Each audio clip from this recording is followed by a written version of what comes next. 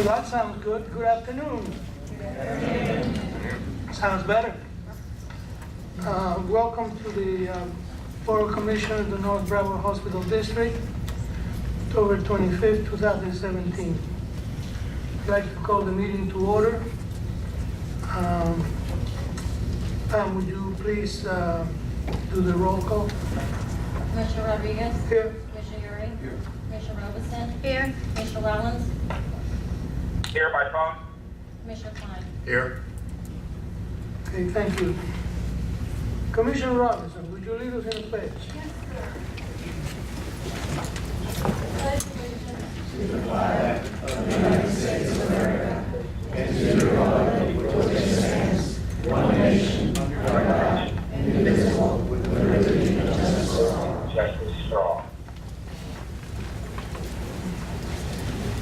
Thank you. Pam, do we have any comments from the audience? We do not have any speakers. Thank you. Okay, next item is election of officers. As every year, we, according to our bylaws, have to select our officers. And on the first meeting of the month of October. Am I correct, General Counsel? Okay. And here is, I mean, we don't run like we're running for Congress. This is a democracy. So you have a choice of keeping your officers, or you have a choice to nominate somebody. So that's pretty much simple. I will start by asking for nominations for chair. So can I entertain a nomination for chair? Rocky Rodriguez. Oh, where are you? Oh, you're on the phone. Thank you. Do I have somebody to second it? Second. All in favor? Aye. Aye. Thank you. Aye. All right, do I have a nomination for vice chair? I would nominate Christopher Uri. Nominate Christopher Uri, Commissioner Klein. Do I have a second on the nomination? Second by Commissioner Wellen. Second by Commissioner Wells. Do I have a nomination for Secretary Treasurer?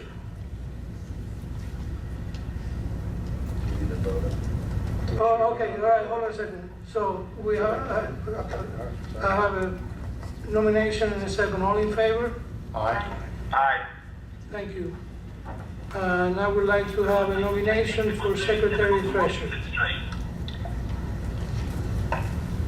I would nominate Commissioner Linda Robeson. Do I have a second on that nomination? I'll second. All in favor? Aye. Aye. Motion carries. Thank you very much, folks. I really appreciate it. These are lifetime elections, right? No, thanks, not. No. I want to have a few years of fishing out in the dry tortugas. Anyway, thank you very much to my colleagues, and we will continue to do our job to the best of our abilities. All right. There's only a few committee assignments that I am just going to mention because Commissioner Wellen, these assignments I will be doing at the next meeting in November.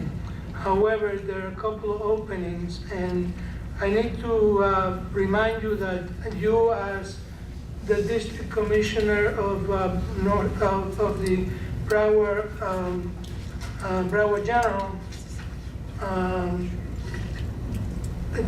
that's your assignment, and so you have Broward General as your hospital. Every one of us sort of keep an eye on babysit or go to all of these compliance and ethics committee and CRCs and all this other stuff. So you have Broward General, Commissioner Klein, you have No, Cold Spring has Commissioner Yuri on Cold Springs, but you have North, because that's your district. So they have their CRC, they have a good CRC, a community relations. 4.6 miles. So- 2 miles south of Howell Drive. Huh? Anyway, so basically those are the two that I wanted to mention. I'll come back next meeting in November and fill in whatever we have to do. Ratification, we have committee reports. HR committee, Commissioner Yuri, you're on.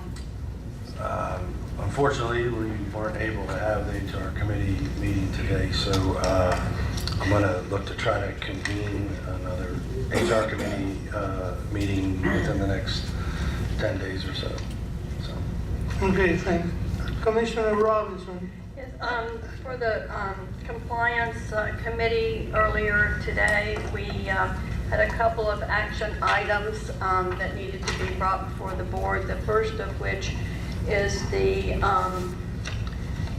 ratification or the recommendation of the committee to the full board that we adjust our interim compliance officer's salary, and Peter's back up here again to give the full board a little flavor for what the recommendation was and see if the full board will approve it. Excuse me, I think you would want to walk that on, if it's an action Yeah. item. So Yes? I'll move to walk on this action item from the compliance committee meeting. Okay. I'll second it. Move and second. I'll second it. Move, all in favor? Aye. Aye. Do you want to bring the next action item to? Yeah, let's get this one first, and then the next one you want to do both. Oh, I don't. Okay. Go ahead, Peter. Excellent. Well, earlier today, the Compliance Committee discussed the salary of interim Chief Compliance Officer Nick Hartfield. And the decision was, and it was recommended, I guess, to bring to the board that we will adjust Nick's salary from his current pay to $238,000 retroactive to November 13th, 2016.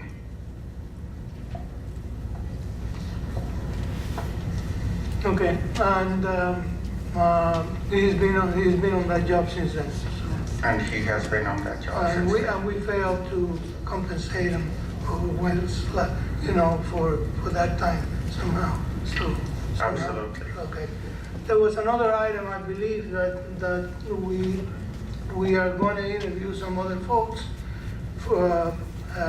So we were supposed to bring you 3 names. Am I correct? Well, yes, but can we go ahead and Yeah. have a motion Yeah. for the full board to accept the recommendation of the compliance Oh, committee all right. regarding the increase and the adjustment of Mr. Hartfield's You want to salary? do the Do you motion? want, Just did. are we moving this to the discussion agenda, or are we just voting You on could it do now? it, you I'm could happy do to it vote on it now, but we should do one issue at a time, Yeah. so, and then it was for that salary as well as, to the extent applicable, to make an exception to the HR policy regarding the pay grade differentials. Yep.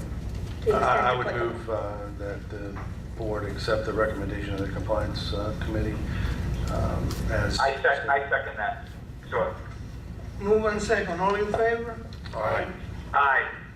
Okay, thank you. So, the other item. Yeah, I guess I can make a motion that we walk on the second item from the compliance committee meeting, which was to talk about and approve the selection process for the permanent compliance officer, and to try to narrow down people that we would like to interview. And just so that the full audience here understands what we talked about in compliance, I'm going to ask Peter to talk through the process and then make sure that Commissioner Wellens is able to participate as well. Absolutely. We currently have 11 available individuals that are interested in the permanent position of Chief Compliance Officer.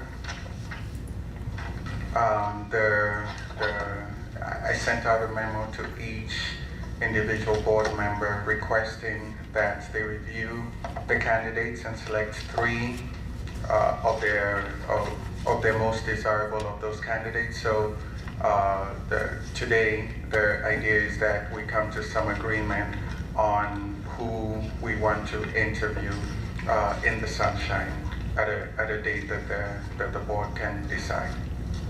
So. Do you want me to read? Absolutely, in any order. If you want to go, right. Chairman Rodriguez, then let me know. Well, I'll start. Okay. Sharon Blackwood. Hold on a second. Let me So, just. Commissioner, was the motion We need approved to do a walk it motion. on? Right. We- I know Commissioner Robinson started to make Okay, the all motion right. to So walk it on. Commissioner Robinson, sorry. And I We- thought there was I thought there was a second, but if not, I'll second it. Okay, all in favor? Aye. Aye. Okay, so we'll walk. Aye. All right. You said Cheryl Love? No, I said Sharon Blackwood, Oh, okay. Jeffrey Pigott, Hold on one second.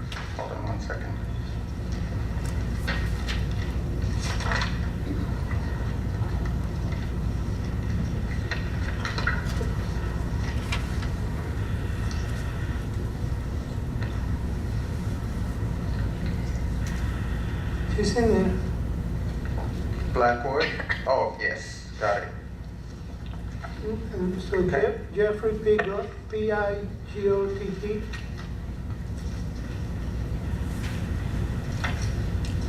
Got it? And Nick Hartfield. Okay, great. Thank you, Commissioner. You're welcome, ladies. I have them by number, so let me go and get them. Jeffrey Pigott, Cynthia Perrone, and Nick Hartfield. Commissioner Yuri? I had Cynthia Perrone and Nick Hartfield.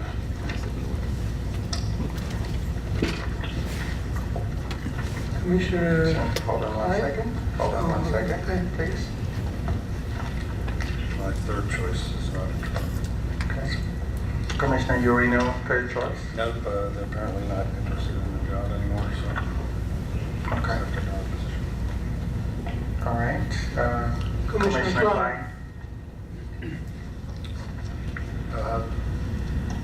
I had read your letter as saying a minimum of 3, so I actually have 4. So that I I can can have one of mine. Yeah, That's fair, that's fair and balanced. I have Cindy Kim, Okay. Marlon Morales, Okay. Jeffrey Pigott, Mm-hmm. and Nicholas Hartfield. That's in the order in which they were on the chart. Okay, perfect. Now on the phone, right? Commissioner. Commissioner Whalens. Right, okay. So, Nicholas Hartfield, Cindy Morgan Kim, and Carolyn St. Louis.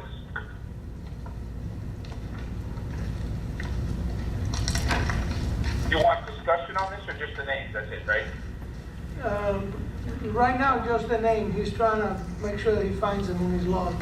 Okay, I think I have them all. Okay, so All right, so I will, 2, 3, 4, 5. You have 5 for Nick Hartfield. You have 3 for Jeffrey Pigott. You have 2 for Cindy Kim and Cynthia Perrone. And everyone else, if they got a vote, they got 1. I thought Is that the four? With multiples? I thought somebody with the last name Kim had 2, but I don't know. I may have. Yeah, Cindy Kim had 2, and that's from Commissioner Wylands and Commissioner Klein. And Cynthia Perron also had 2. Okay, so there's 4. There are 4. So there are four that received multiple votes. Gotcha. So it seems to me that we should just interview all 4, unless anyone has a strong opposition. I mean, who knows whether, I mean, it looks like they're all still interested, and a couple of mine had no longer been interested anymore either, so. But so does that make sense? Do I have a motion to interview all 4 who received multiple indications of interest? I'm fine with it, you know, but shouldn't somebody else make the motion? Yeah, I would make that motion that we interview the 4 candidates receiving the top votes among the commissioners. And I'll second. Okay, so all in favor? Aye. I think, Aye. thank you, Commissioner Wallace. I think it's only fair, and in addition, Commissioner Robinson, you know, regardless of who end up getting the job, this is a good source for us of finding good qualified candidates, because you got, what, 9,000 some employees, you know, there's always a room for perhaps somebody that didn't make it here may be interested in something else. Well, and some of these individuals may be able to go into the compliance department, may end up in legal.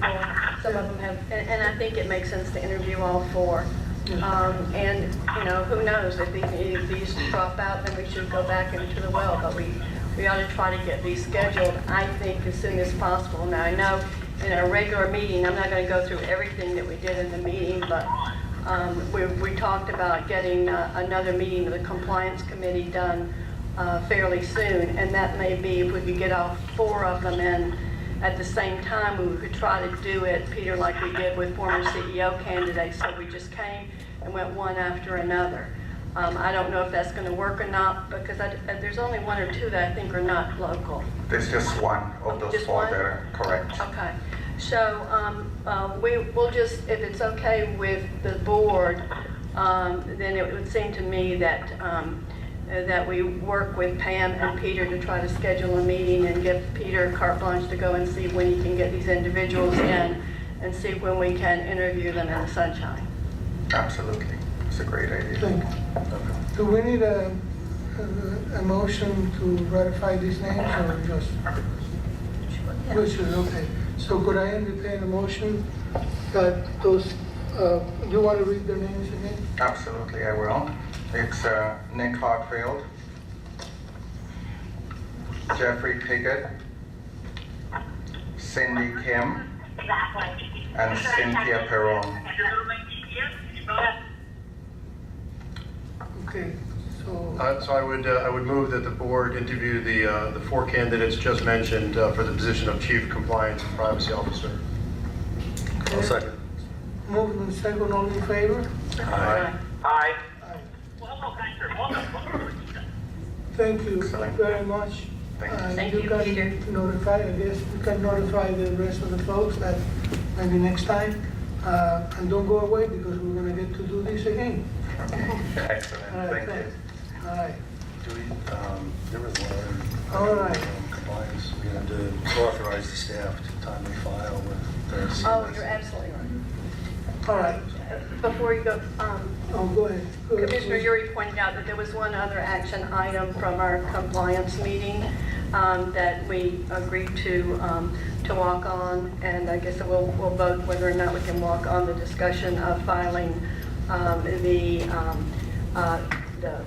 self-reporting reports with CMS with respect to 2 matters that were discussed in our meeting.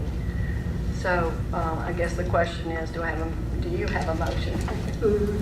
You want to do a motion to walk through that item? Yes. And do I have a second? Second. All in favor? Aye. Aye. Okay. Aye. So the the motion would be for the full board's consideration is authorizing management with consultation with their lawyers and the financial advisors to file as soon as practical a self-reporting item with CMS with respect to 2 reportable events that would be under Stark, violations under Stark. So, all in favor? I would second the motion. Oh, second the motion, all in favor? Aye. Aye. Motion carries, okay? Do we have anything else? For compliance, no, I think everything else was just, updating, nothing that would require board action. Thank you for having a good memory. All right. A ratification of CEO for Broward Health Medical Center. And before I bring Gino Santorio, I was asked by the board to work with any of the new CEOs for the ratification process. And I know you're going to talk about Sandra Atkins. I happen to know Sandra for many years. I hated to lose her at my district, Bihar. And but she is a health warrior with a very beautiful career and dedicated. And I talked to her at length, and she's committed to continue to do the very best she knows, which is taking care of those patients and sending them home healthy. So I just recommend that on behalf of the board, as I was asked by, that we follow through with that ratification. Thank you for the recommendation. So I'll be reading Resolution 17-10-25-01 for the board's consideration to ratify Sandra Todd Atkinson as the CEO of Broward Health Medical Center and Alice Taylor as the CEO of Broward Health North. Before I do that, I just wanted to give a brief background on the two. I also spoke to Alice. I Yeah. thought you were going to do one at a time. Oh, yeah. Okay. Alice, I hate to lose your business, but I know you do a great job. I know you do a great job, and she's always there, and Godspeed, because you are a really true warrior. So now go ahead. I have to say that. Thank you. Thank you, Chairman. So just a little bit about the two candidates. Alice Taylor, who will be going into the CEO of Broward Health North, began her career as a staff nurse at Medical College of Pennsylvania in Philadelphia in 1977. In 1981, her career transitioned as she became manager of the emergency department at Sacred Heart Hospital in Norristown, Pennsylvania. Since then, she's continued in management positions, most recently, as you alluded to, Chairman Rodriguez, as the CEO at Broward Health Imperial Point for the past 5 years. She has also served as the CEO of Schneider Regional Medical Center in St. Thomas, U.S. Virgin Islands, and the Chief Operating Officer for Broward Health Medical Center and the Salem Foundation Children's Hospital. Alice has received the designation Pathway to Excellence for Nursing by the American Nurses Credentialing Center and was recently honored as the Businesswoman of the Year by the Pompano Chamber of Commerce in 2014. Sandra Todd Atkinson, the candidate for CEO at Broward Health Medical Center, joined the system in 2012 as CNO and COO at Broward Health Imperial Point, and in 2016 was promoted to the COO of Broward Health Medical Center and the Salem Foundation Children's Hospital.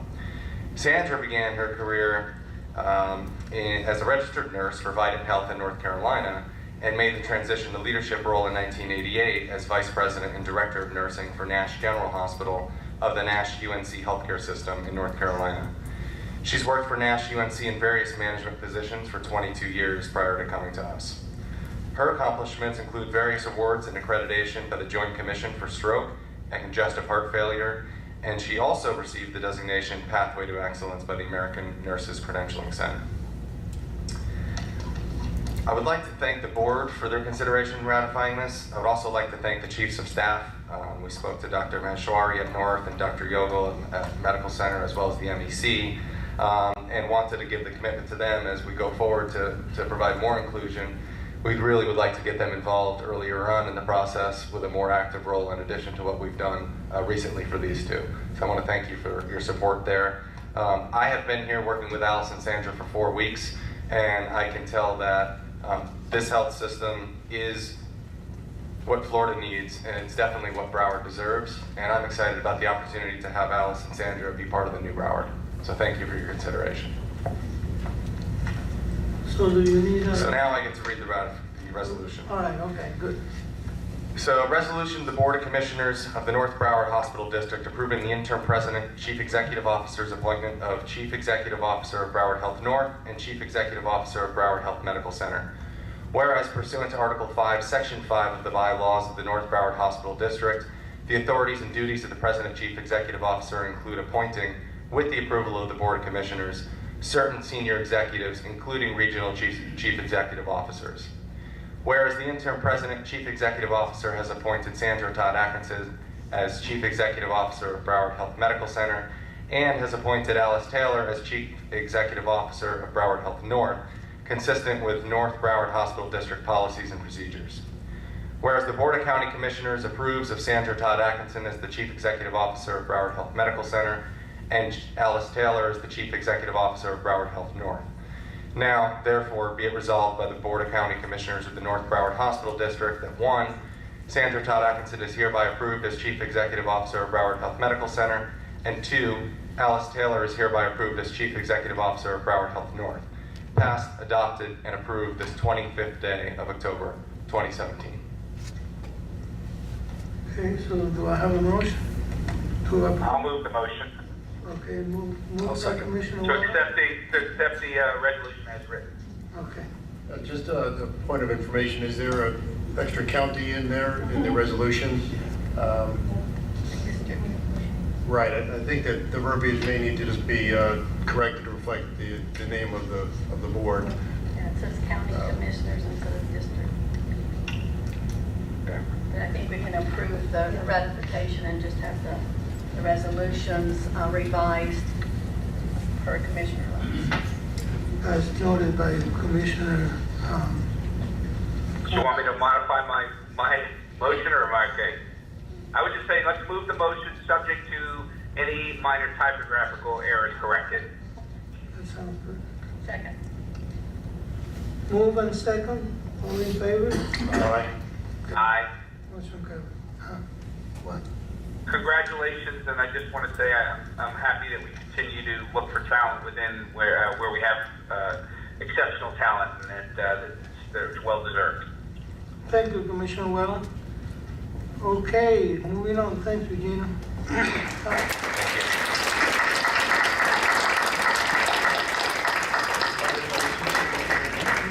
Alice. Yes. Sandra, stand up. Come on.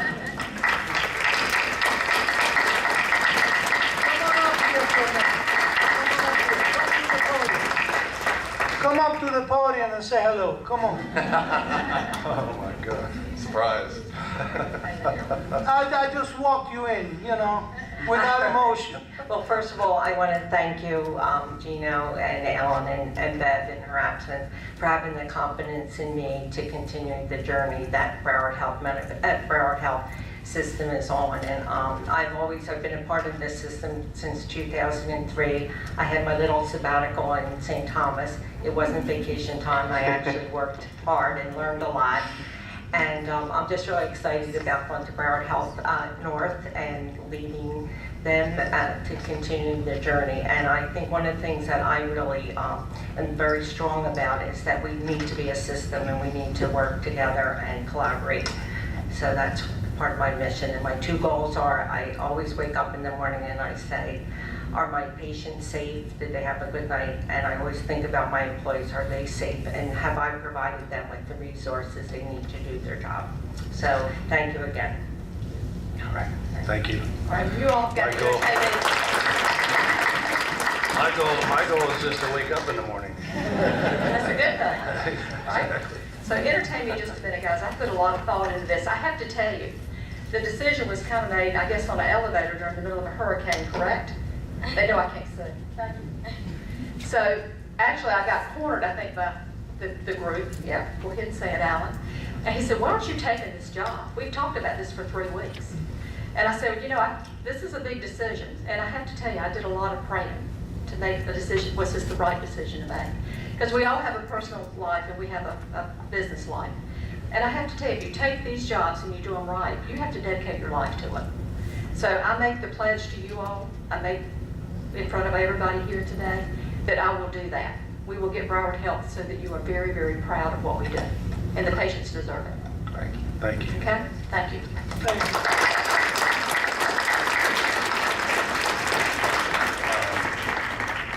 I think I don't know if Robert Bugg is here still. I thought I'd seen him earlier. Robert, why don't you stand up if you could?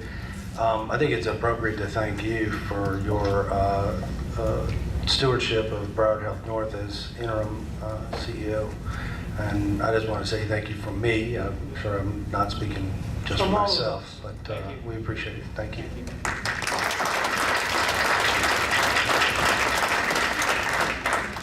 You can still call me in the middle of Friday night and ask me to help you. Anyway. Can we correct it? Yeah, just a quick point. I actually read the resolution wrong. It did say Board of Commissioners, so we're fine. I think I added a county. Yeah.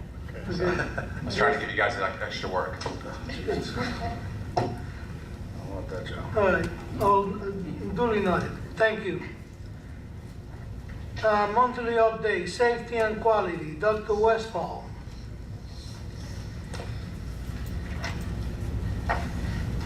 Thank you. Good afternoon, Commissioners. Good afternoon. Broward Health is proud to announce the addition of Lee Gezzi, RN, MPS, as Vice President of Quality and Case Management.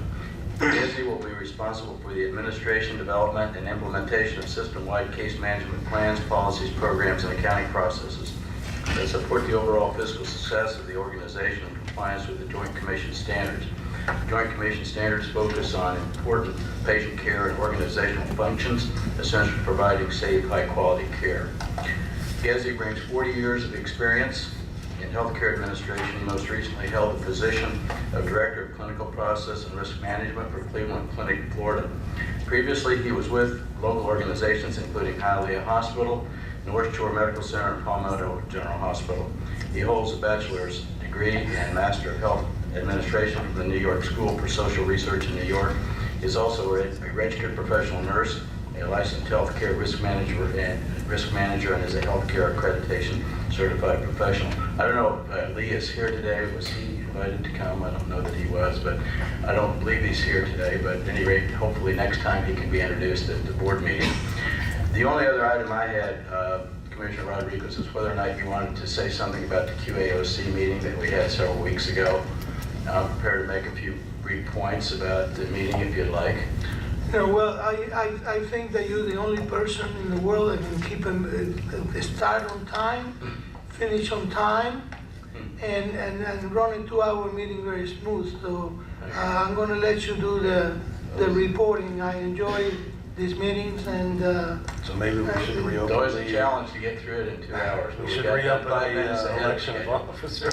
well, you know what? I know where he got that. You know, that's still Army stuff. So. Yeah, just a couple of highlights, just to remind the board, Leapfrog is used as a framework for quality and safety improvement. All 4 facilities have had improvements in their Leapfrog scores since initially started. We still have a ways to go with Leapfrog, so it's going to be a work in progress. We also continue across the system to work on improving our HCAP scores. I'm sure with the able leadership of the 2 new CEOs that we'll see improvement, certainly with North continuing improvement, because Robert Bugg has continued to do a great job in keeping those scores high. We also have implemented a physician influenza vaccination initiative. We've always had a problem with trying to track that among our physicians, and we have a web-based mechanism, so we'll be shooting for the 90% compliance rate as mandated by the Joint Commission in 2018. So we're well on our way to getting that moved forward. I won't go into into detail, but I think it's a really good progress and a good process. A number of people have been working on it. I think of note is that Prescini will be presenting at their National Client Conference the extraordinary measures our 4 facilities took to care for our communities and patients during Hurricane Irma. So that's, I think, a real nice thing that will happen in terms of their national conference. And then I mentioned last time to the board, the advisory board is using the North Broward Hospital District as a case study for best practice for OPPE. And then the last item is we continue to work on antimicrobial stewardship across the system. So that's pretty much a very succinct report. There were a lot of other things, but I won't take 2 hours to talk about it. Thank you. Thank you. Okay, building, Gino. Thank you. So I'll give an update on our ongoing 3 signature projects. The Ciela Foundation Children's Hospital, which has an estimated completion date in fiscal year 2020, had their phase 1 grand opening earlier this month, which showcased the pediatric ICU. Our doctors and staff already provide the highest level of care to some of our most vulnerable population here, which is our children. And now we really have a world-class destination to match the care that they're receiving. So I'd like to just thank the foundation for making that possible, and all the staff that put the work in to get us a timely construction project. The Broward Health North West Facade project will be completed spring of 2018. We're upgrading that really to showcase the new emergency department, and we'll have the new modern appearance, which is visible to the I-95 corridor. We're also overhauling all of our main lobby and outpatient lobby areas. So all of our entrances now into Broward Health North will be inviting and candidly reminiscent of the positive patient experiences that patients have grown to expect there. For Broward Health Coral Springs, in early fiscal year 19, our new bed tower project will be completed, which will increase our capacity from 196 beds to 250 beds. That's going to give us a unique opportunity there with 28 private medical surgical beds, 28 private postpartum beds, 12 L&D rooms, 3 C-section suites, and 10 NICU beds. So this new infrastructure up there will help to meet the demands of one of our fastest growing areas of the county. So we're excited to get that launched at the end of 19. That's it. Thank you. Strategic planning? So briefly on this, I just want to point out that we're back on track going forward. Our continued focus at this point is on operational efficiencies and accountability measures to improve quality.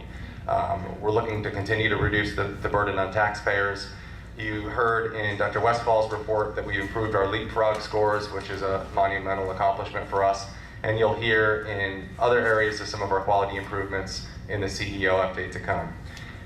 We're continuing to embrace the new culture of coming together. You know, we really have 4 acute care facilities here, plus our ancillary areas, and we really need to operate as one system and take advantage of some of that. So, you know, to that end, we'll be bringing, near the end of this agenda, a proposal to implement a patient tracking system, which will really give us the leverage to have a real-time visibility system in a lot of our patient flow areas.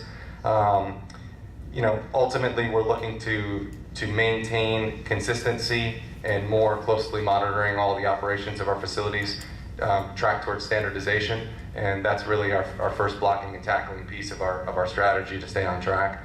And then the next quarterly update, we'll hear some of our more mid and long-term strategies. Thank you. Approval of minutes. Is there a motion to approve the minutes of the first tax hearing, the North Broward Hospital District held on September 15, 2017? So moved. Move and second. Anybody? Second. Move and second. All in favor? Aye. Okay, motion carries. Is there a motion to approve the minutes of the second and final tax hearing of the North Broward Hospital District held on September 28, 2017? So moved. Move. Second. Move and second by Commissioner Yuri. All in favor? Aye. Aye. Motion carries. Is there a motion to approve the September minutes of the regular board meeting held on September 25th, 2017? So moved. Move and second. Anybody? I need a second. Second. Second. Okay, all in favor? Aye. Okay, Aye. motion carries. Request for approval of minutes from the following committees. One second. All right, is there a motion to approve the minutes of building committee as reflected on the tab 4A? Whoever's on the building committee would have to make that motion. Yeah, I need a motion. Whoever's on the buildings, remember the board took the position that whoever was in the meetings approves the minutes. Okay, right, okay, so, the building committee, yeah, okay, that's you and I, Commissioner Yuri. So we're both in the building committee. Well, then so we had these all together, though. right, Yeah, right. yeah, okay, I understand. Because it was more than just building committee. Yeah. That's what Because different people were on different committees, and so Yeah. the board had passed. I feel like I'm on every committee. You might be, so Right, just, so am I, you know, so. it's possible. Can the whole board approve? Well, no, because if you remember, the board and governance made the policy decision that only the members who were at the committee and on the board Right. approved those minutes. Okay. Before, the board used to approve all of it, and then there was a discussion, All that right. if you weren't there, how do you approve it? Okay, so do you have a motion to approve? And then I guess I'll have to second. So moved. Because only two people in the committee, okay. All in favor? Aye. Is there a motion to approve the minutes of the Legal Affairs Committee as reflected on tab 4? Legal Affairs, everybody's on Legal Affairs, so. So anybody can make a motion. Anyone, Legal Affairs under tab 4, I need a motion and a second. I make a motion to accept the Okay, minutes as presented. I hear a second. Second. Okay. I wasn't on that committee, so I can't second. This is Guys, one of these the are from second. 2016. Well, you know, Well, I honestly thought that what was going to happen is that the minutes would be approved by the committee at its next meeting, because otherwise this doesn't make a whole lot of sense to me. I mean, the next, we haven't had, like, we get back to governance, and yeah, they're okay, but it should be the committee that produced the minutes that has them accepted. And obviously, there are two members on these who are no longer on the board, so we get down to a point where we have one person. So we really need to, in my mind, have the next, I mean, like right now, we've got Finance Committee, Special Finance Committee, Audit Committee, Governance Committee, CEO Search Committee. It seems to me that I thought the decision that we made was that, like for compliance, we approved the compliance minutes this morning in our compliance meeting because the last meeting, those were our minutes, and so this was the next meeting, so we approved the last minutes. I just really feel like it's the committee itself that needs to approve the minutes. That is correct, and I think what Commissioner Chair was considering was that because these have been outstanding and the committee meetings have not been fruitful in scheduling, that they would clean it up before the end of the year, and I think that was the thought, to just, while everybody is present.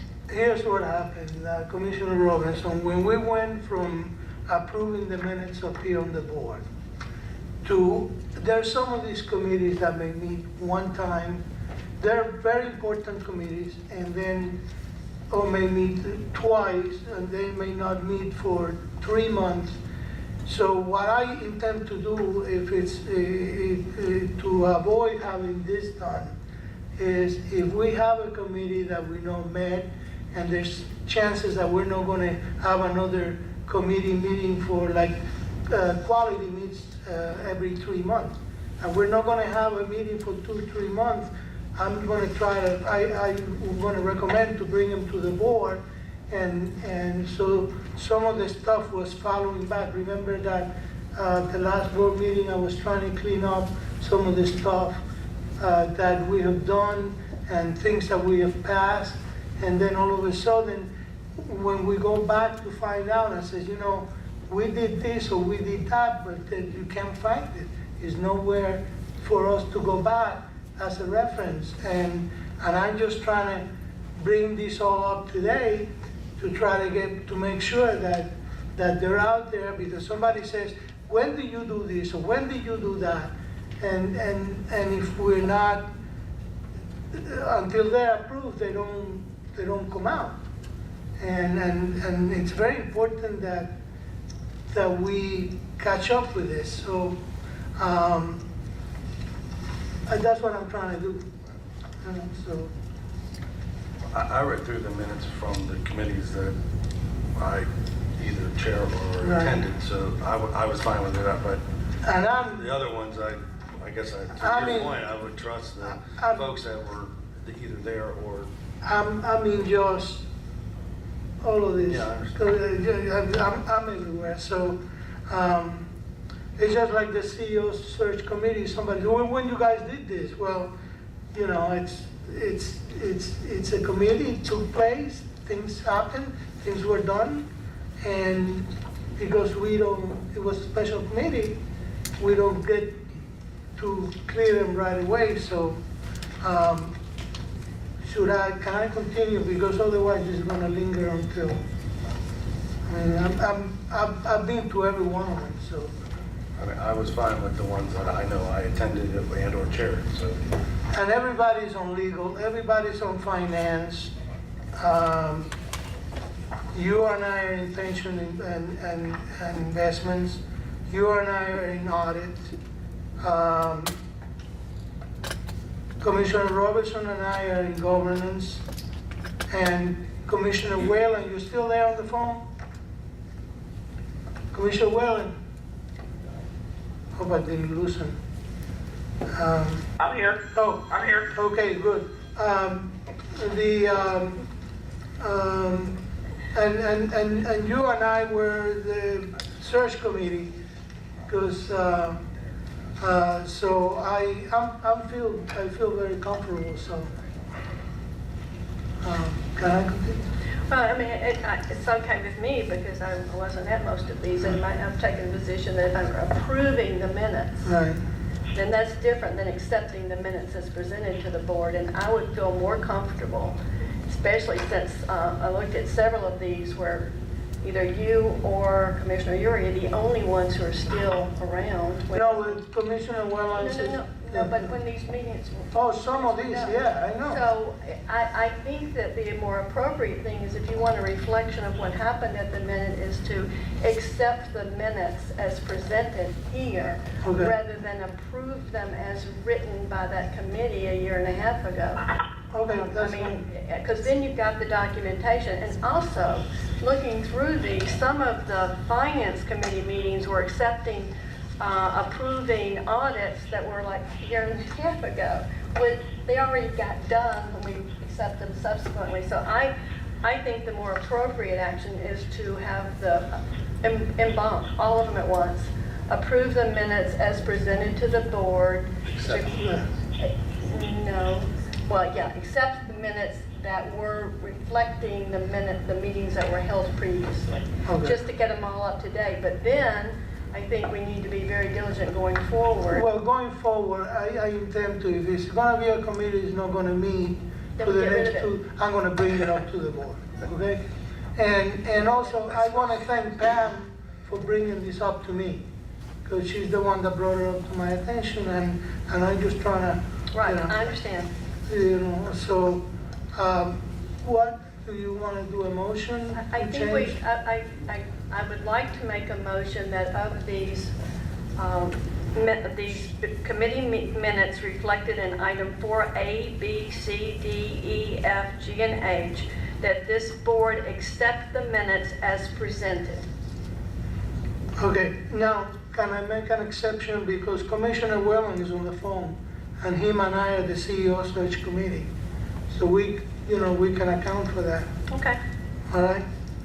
So, all right. A through G accept Yeah. as presented, and then do the So I other have a motion on the floor, and as amended. I need a second, all in favor? Aye. Okay, so, Aye. Okay, so from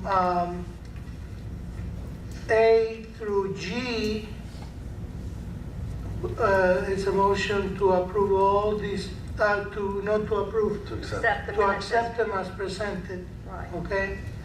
To the board. All right, so we have a motion and a second. All in favor? Aye. Aye. Okay, now, Aye.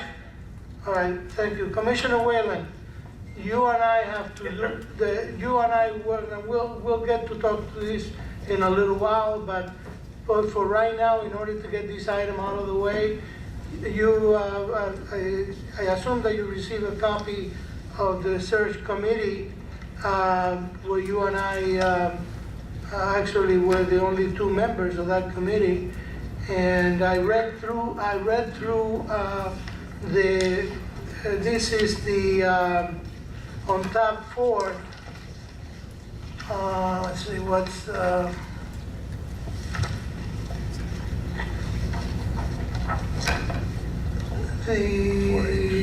which one? 4H.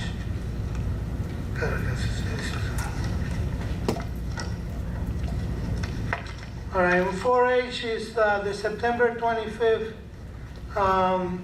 CEO Search Committee. And I read the minutes and they appear to be correct. So would you entertain a motion to approve the CEO Search Committee minutes? Yes, I'll make a motion to accept the minutes as they're presented. They accurately reflect the meeting that we held. Okay, thank you, and I'll second that, and I guess that's all there's only just two of us, right? Okay, so motion carries. All right, thanks a lot, sorry for the confusion. And Pam, Chairman, can I just make a comment? I thought we were accepting the motion, the minutes as presented, per Commissioner Robinson's, point of reference there. I thought that's what we were doing, so that's my understanding. We were just accepting them as presented because none of us were there at this meeting. well, yeah, but there was one exception, was the CEO Search Committee. Correct. Which we're gonna take on later on, and you and I were the only members of that committee. And I read them and they were accurate. And since we got an item coming up on that, I just want to feel safer just to go ahead and approve them. You follow me? Absolutely, 100% sense. Okay, thank you. So, are we okay? Pam, thanks a lot for bringing this up to me. Let's make sure it doesn't happen again. All right, medical staff credential update, Dr. Westfall. Commissioners, all credential reports from Broward Health Coral Springs, Broward Health Employer Imperial Point, Broward Health Medical Center, and Broward Health North were reviewed by myself as well as the chiefs of staff, and I'm requesting approval in their entirety. System-wide, there were 46 new appointments, 109 reappointments, and 15 resignations. All requests were approved as submitted.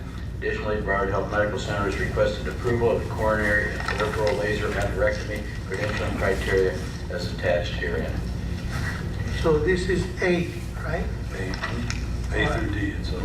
A through D. All right, so do I have a motion to approve? So moved. Second.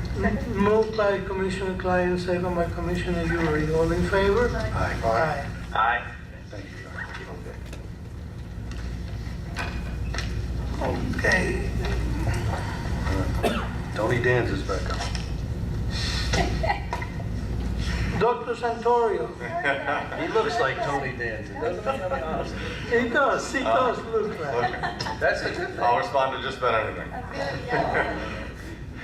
Okay, not Tony Danz now. I am interested to see what you call Alan. All right, so. This is a public meeting. I'd like to provide an update on some of the great things happening around the hospitals and community health services. So October's been a busy month with breast cancer awareness activities. We want to commend everyone for the support, not only in excellence providing patient care, but also bringing this disease to the forefront. On October 10th, Community Health Services participated in a prematurity symposium in partnership with the March of Dimes that was held at the Signature Grand. We had over 200 physicians, nurses, case managers, and social workers involved in maternal child health attending that. So that was a great turnout. Broward Health Coral Springs was listed in U.S. News and World Report's the 2018 edition for best hospitals for Get With the Guidelines Stroke Gold Plus achievement, which is their highest. This recognizes the hospital's commitment to providing the most appropriate stroke treatment according to nationally recognized guidelines based on the latest scientific evidence. So it's a great accomplishment for our facility there. Broward Health Imperial Point celebrated the 2017 Healthcare Quality and Infection Prevention Week with their annual parade of posters celebrating evidence-based practice, reduction in hospital-acquired infections, and shared governance, featuring over 24 posters, and they had over 100 attendees at that event, so another great success. For Broward Health Medical Center, on October 17th, they were recognized as a 5-star recipient in 2 areas. And just so you know how this works, every year Healthgrades evaluates hospital performance at nearly 4,500 hospitals nationwide for 34 of the most common inpatient procedures and conditions. So Broward Health Medical Center received the 5 stars in both the treatment of pneumonia and pacemaker procedures. So we're really pleased with that, excited about it. And then on top of that, we also had the liver transplant program at Broward Health Medical Center, again being named eligible for the Blue Distinction Centers for Transplant, which will be effective January 1st, 2018. Broward Health North has been selected as one of the recipients of the Hospital Achievement Award in recognition of its continuous support and dedication to organ donation, and this was given to us by the Life Alliance Organ Recovery Agency. Broward Health North will be recognized for their achievement at the Miracles of Life Awards luncheon, which will be held on Friday, November 3rd, 2017. Thank you. Thank you. On the discussion agenda, Commissioner Whelan, are you still there, right? Yes. Excuse me, Commissioner, you skipped me? Oh, sorry. That's okay. Yeah, it's okay. Okay, hold on a second. Go ahead.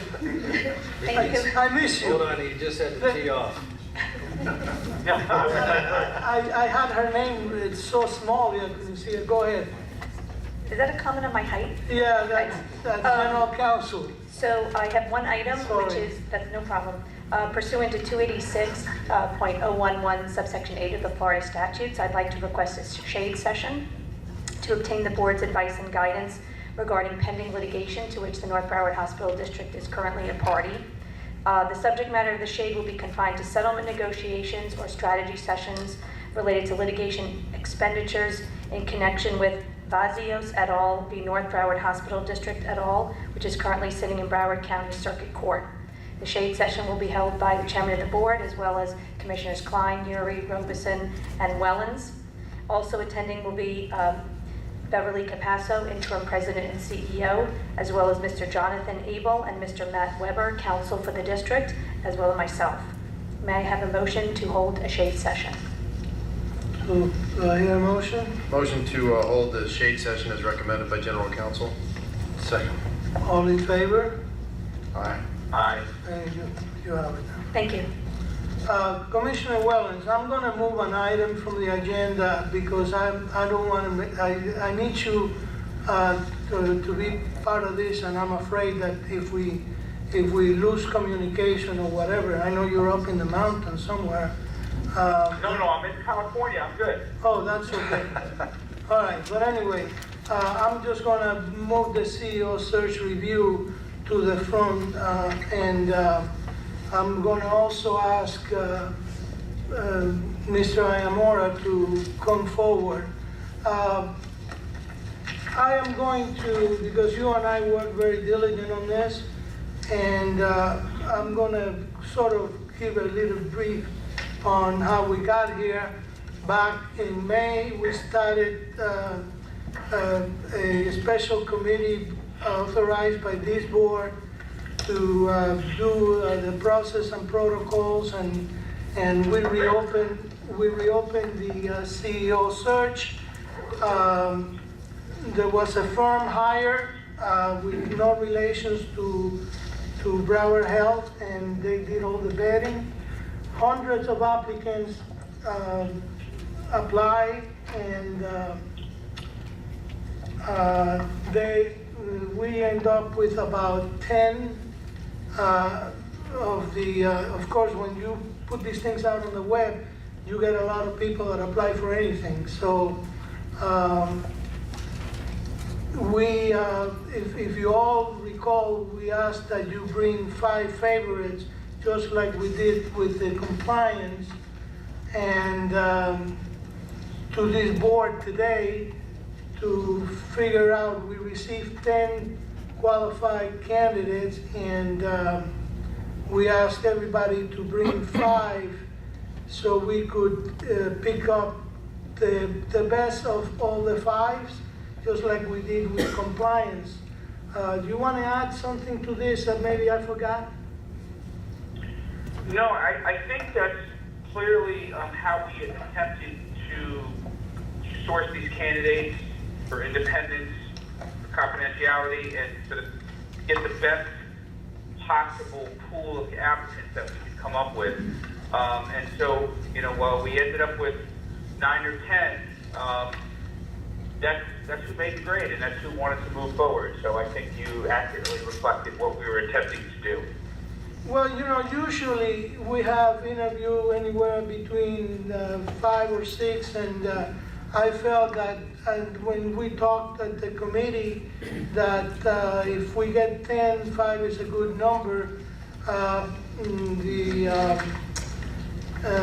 Everybody has, and by the way, if anybody here from the media, I guess that you have to do kind of a public request if you want to know the names or whatever, or the resumes or what have you.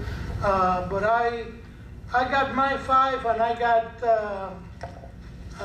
my distinguished gentleman here, Mr. Peter Imora, and he's going to, I guess he's going to keep score. Absolutely. Okay. My pen is ready.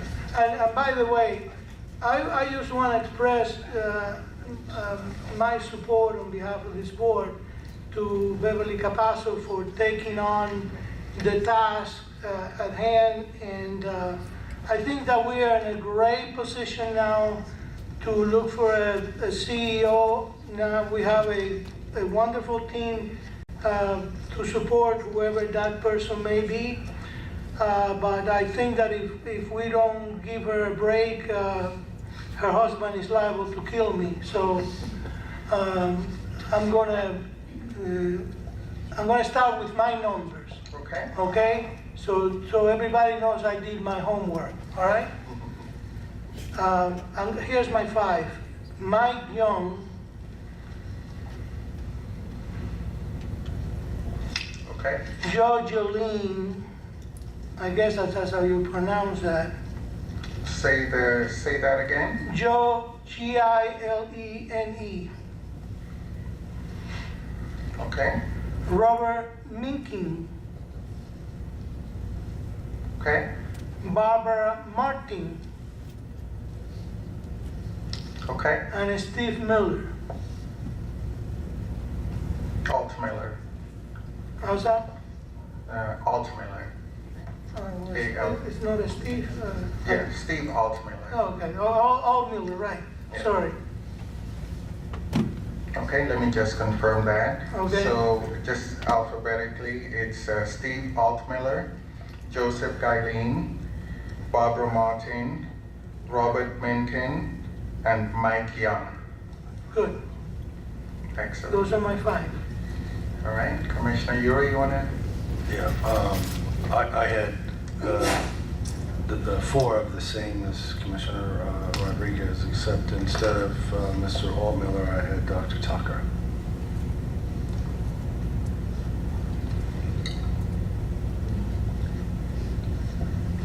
Okay, let me just verify who you have, Commissioner Uri.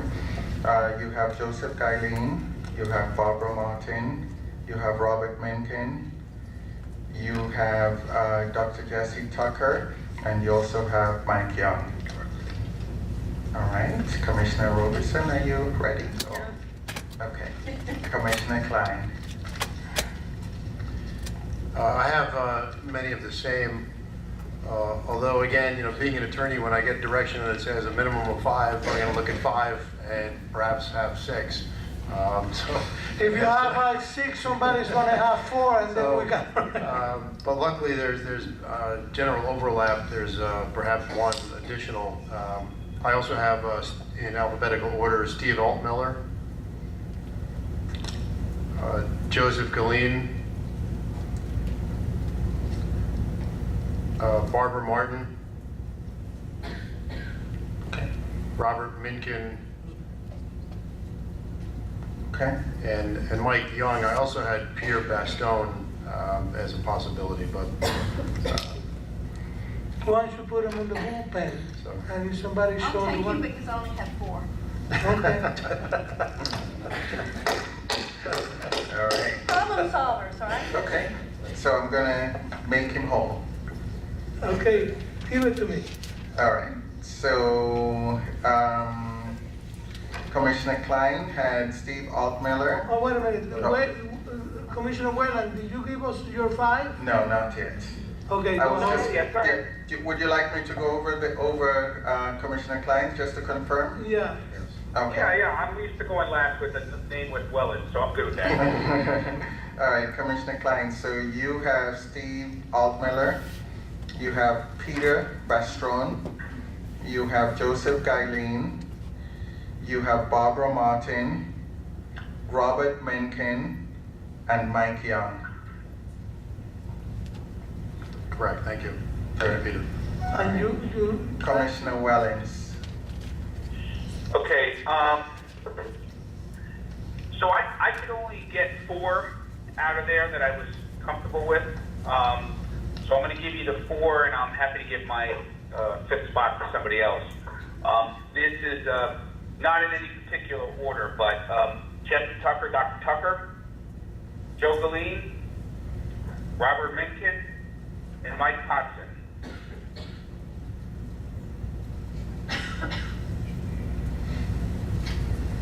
Okay. The last one was which? Commissioner Wellings, let me just confirm your 4. Joseph Gailin, Michael Kotzen, Robert Mencken, and Dr. Jesse Tucker. Yes, sir. All right. So, Commissioner Robertson. Commissioner Robinson. I just had 4. Well, no, yeah, go ahead. All right. Whatever. Altmiller, Jeline, Martin, and Young. All right, Commissioner Robertson, let me just confirm who you have. Steve Altmiller, Joseph Gailin, Barbara Martin, and Mike Young. Correct. Okay.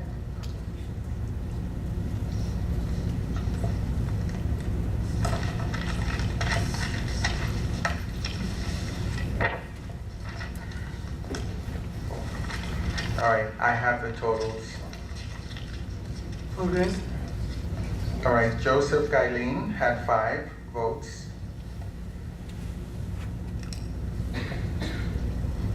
Barbara Martin had 4.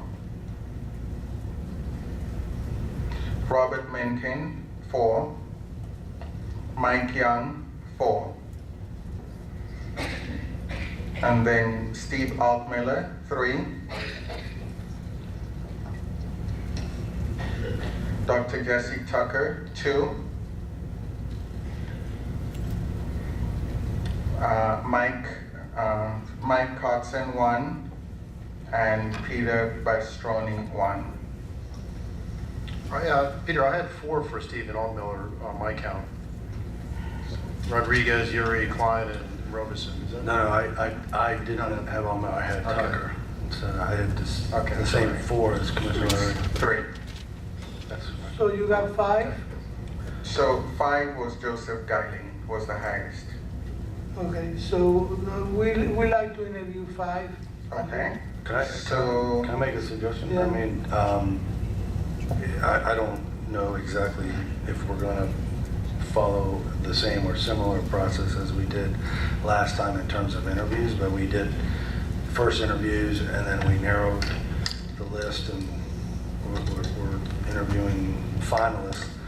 I mean, my recommendation would be that we bring, 6 of these folks in, because unfortunately, people fall out for different reasons, including taking other positions or as soon as they realize, the circus that goes on sometimes here, Okay, that's they fine. drop out I'm and okay things like with that. 6. So, I mean, to me, I would, I know in 6 is only previous- 45 minutes more.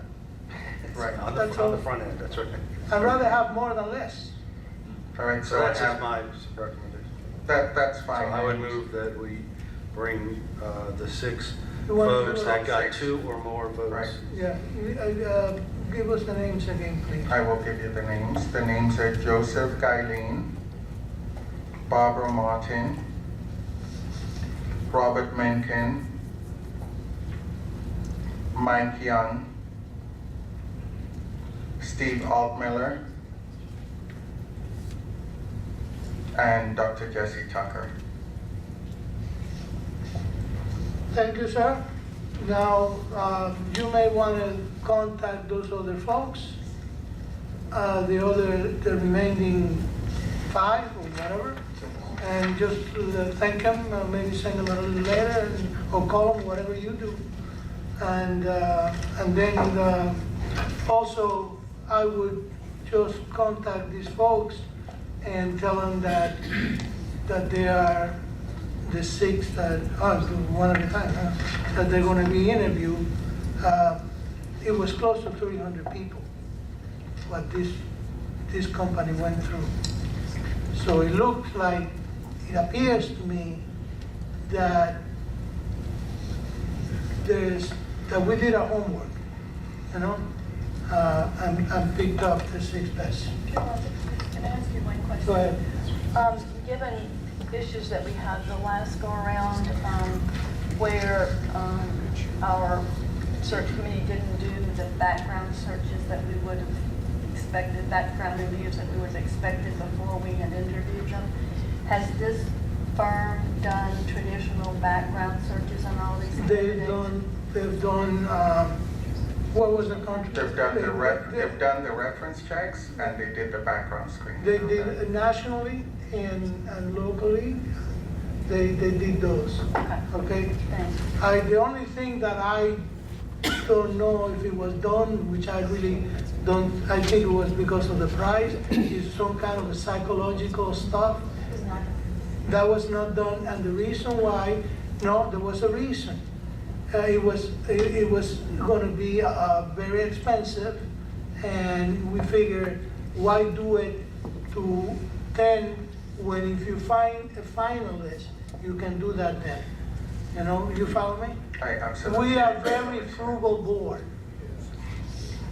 I think I think that's a good idea. When you have possibly your final 2 candidates, then maybe that would be the point to make a decision such as that. And there's just all that other stuff that you guys do nowadays, a little DNA to see if you came from Cuba or from Alaska, and all that other stuff, But they call it, I don't know, there's a name for it.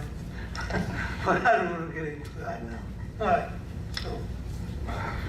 Just one question. Are we going to be receiving additional information on this narrowed field of candidates prior to the interviews? I think that the only thing that you have on these guys right now is the stuff that they sent. Yes, what I have, I did provide. Yeah.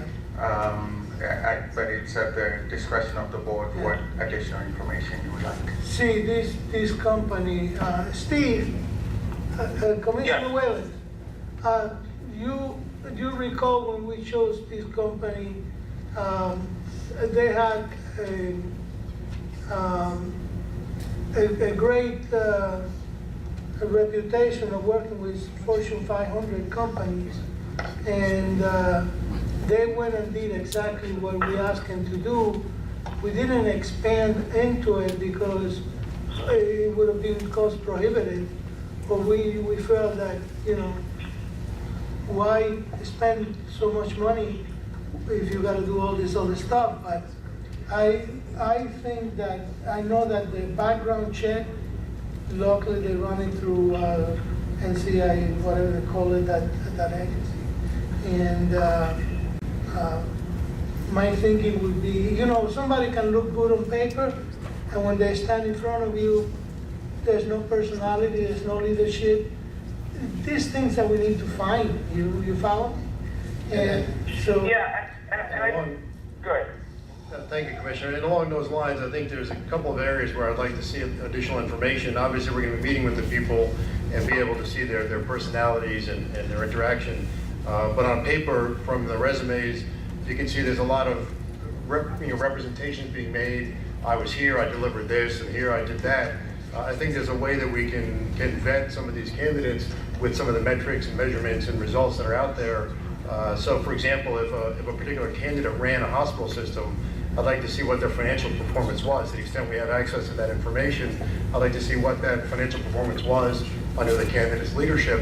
And likewise, you know, under the metrics for medical care and performance, excuse me, again, I'd like to see kind of how that changed over the course of that person's tenure as that leader. Because obviously we want to bring someone in here who's got the financial, you know, background and expertise and experience and proven track record, as well as in the medical sphere. So to the extent we can get that additional information on this narrow field of 6 candidates, I'd request that we obtain that.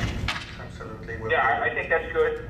And the other thing that, you know, now that we're down to 6 potential candidates, and we don't know if any of these are the right choice or not, and we certainly are going to do our due diligence, but I think we could probably go back to that outside consultant now and maybe talk to them about the behavioral capabilities that they have. They have a behavioral study capability, and let's just see what it is. Maybe it makes sense to do that additional on these 6 before they get here, presuming they want to come for the interview and they're ready to move forward with the formal interview. You know, we might want to talk to them and see, and now that we have Peter on board, let Peter and talk to them about what they can provide us and how we can also obtain the additional information that you're requesting, which I think makes sense. We want to back up their resume now with facts and figures. Okay, that's absolutely fine. So we can approach that. So as long as the board is open to that suggestion and you approve that we can spend, you know, a reasonable amount to get these 6 through a behavior assessment, we'll do that. Peter, I mean, the issue that we had before, I just want to make sure you guys have probably already done this, but I wasn't in those meetings. Now we're down to 6. And before, we had a higher number, but once they realized it was going to be in the public, their names were going to be disclosed, their research, everything that could possibly come out was going to come out, then some of them declined to come in for their interview. So now their names are out there now. After this meeting, they're going to be there. But it's not unheard of to have people, when they realize what scrutiny they're going to go under, change their mind. I would rather make sure we've got everybody coming as a yes for an interview still, before we go spend any more money on any of these candidates. That is absolutely. Absolute. I think that makes absolute sense, Commissioner Robertson.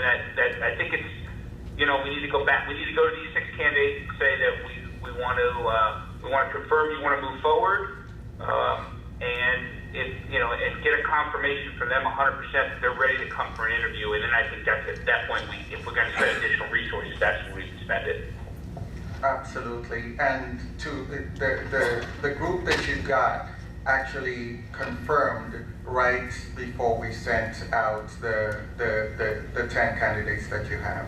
So we did do that reconfirmation prior to doing that, and we'll do it again before as we're arranging the interview. Okay, so you like the work cut out? Absolutely. Just one other clarification. Once we get them down here, was there any process that you wanted them to go through?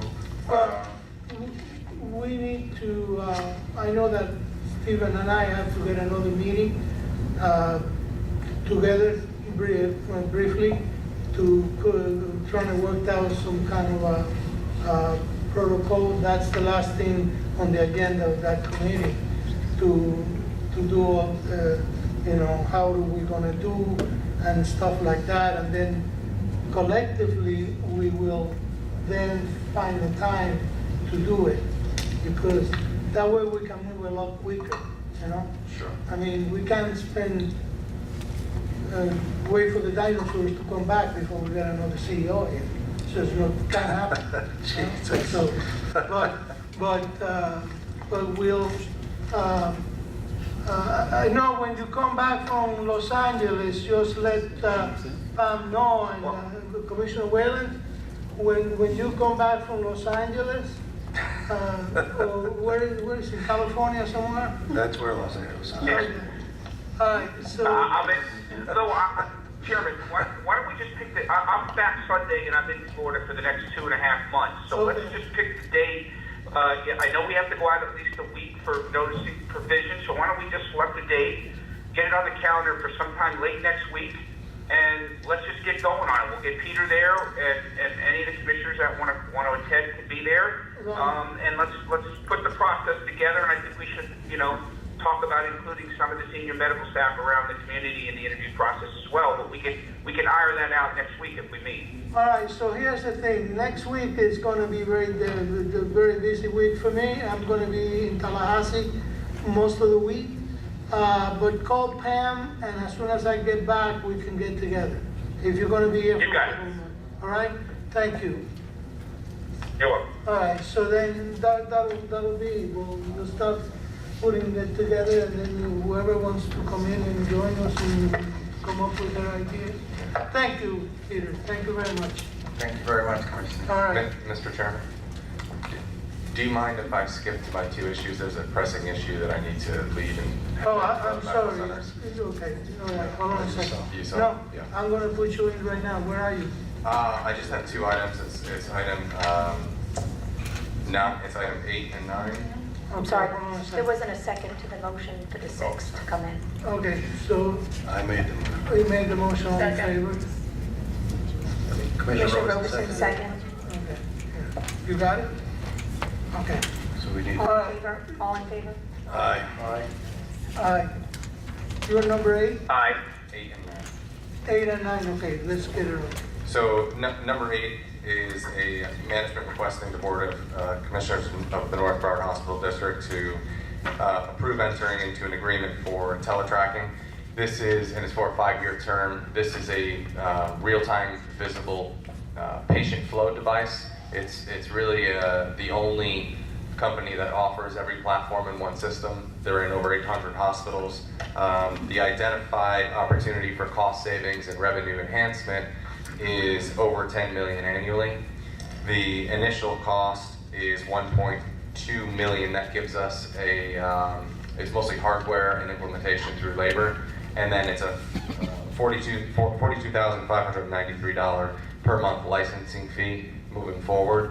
This will help us to respond to a couple of different things. One, from a strategic position, it allows us to really operate as a system for some real-time information. A lot of the medical staff have been complaining about, various holdups with transfers between facilities. This allows us to have a transfer center in one location, which can handle all facilities. It can cut our length of stay. It can improve our flow and throughput through the emergency department, as well as it offers a case management model for us to manage the patients from the get-go. So most of our team has used this before. The CEOs of the regional facilities have vetted this. They reviewed it. They are highly interested in it because what they're currently doing is really trying to do the best they can on a paper basis.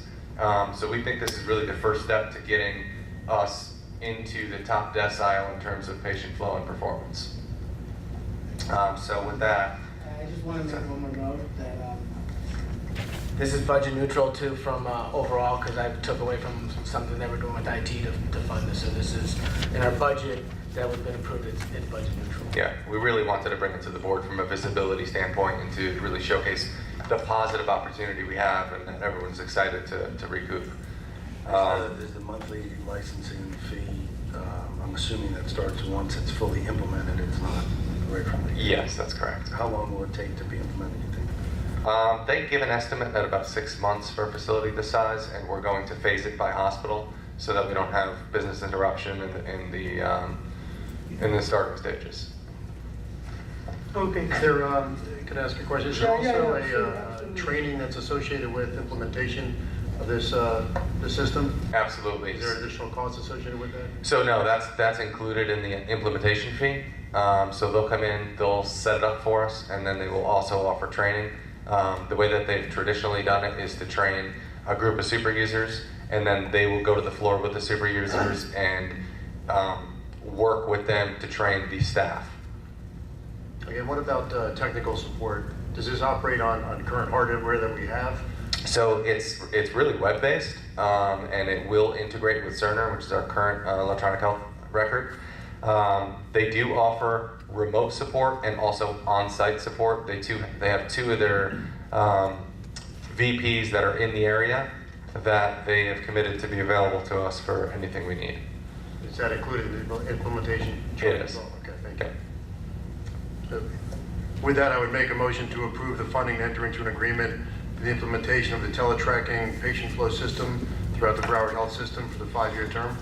Motion by Commissioner Klein. Second by Commissioner Yuri. All in favor? Aye. Aye. Okay. You have another item? I do, thank you very much. So item number 9, we had committed to the board to come back with a recommendation regarding CCP and the expansion. So we have done a multidisciplinary approach, interdepartmental, to review the current proposal and also more pressing the current setup that we have. So at this time, we recommend not moving forward with expanding in any new services or any new lines of business with through CCP, because we need to really take a look at restructuring some of the networks and the overall structure of how we have it set prior to moving forward. Okay, thank you. I know that you guys were very diligent on coming up with that report, and so do I have a motion to support the staff recommendation to? You want us to table it, or until you're ready to come back or not move forward at this? I think ideally a motion to support not expanding into new lines of business at this time until we can come back, perhaps through the governance committee, to discuss in further detail what any restructuring would look like, and then we can bring that back to the board. Okay, so do I hear a motion to support the staff recommendation? So moved. Moved by Commissioner Yuri, Seconded. second by Commissioner Wellen. All in favor? Aye. Okay, Aye. motion carried. I'd just like it to be noted that I abstained since that's my continuing conflict. Okay, all right. It's abstained, That's the perpetual perpetual. thing. Right, okay, all right. I'm very simple, you know. Thank you very I much. call it like it is. All right, so, I know what's going on. all right, hold on a second, make sure I got Jasmine. Now, let me go back in order here. 6, let's go back to 6 now. Acceptance of the interim financial statement for the month of 2007. And I'm glad that you're still here.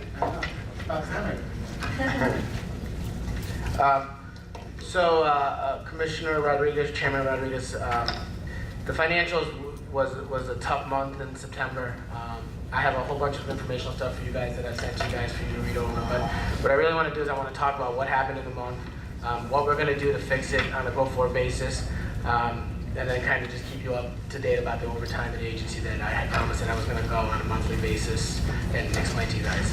So from a gain from loss from operations, which is really what I'm focused on, is really net operating results. We had a negative 19 million on a budget of negative 13. It's a negative variance of $6 million. So that's a big number.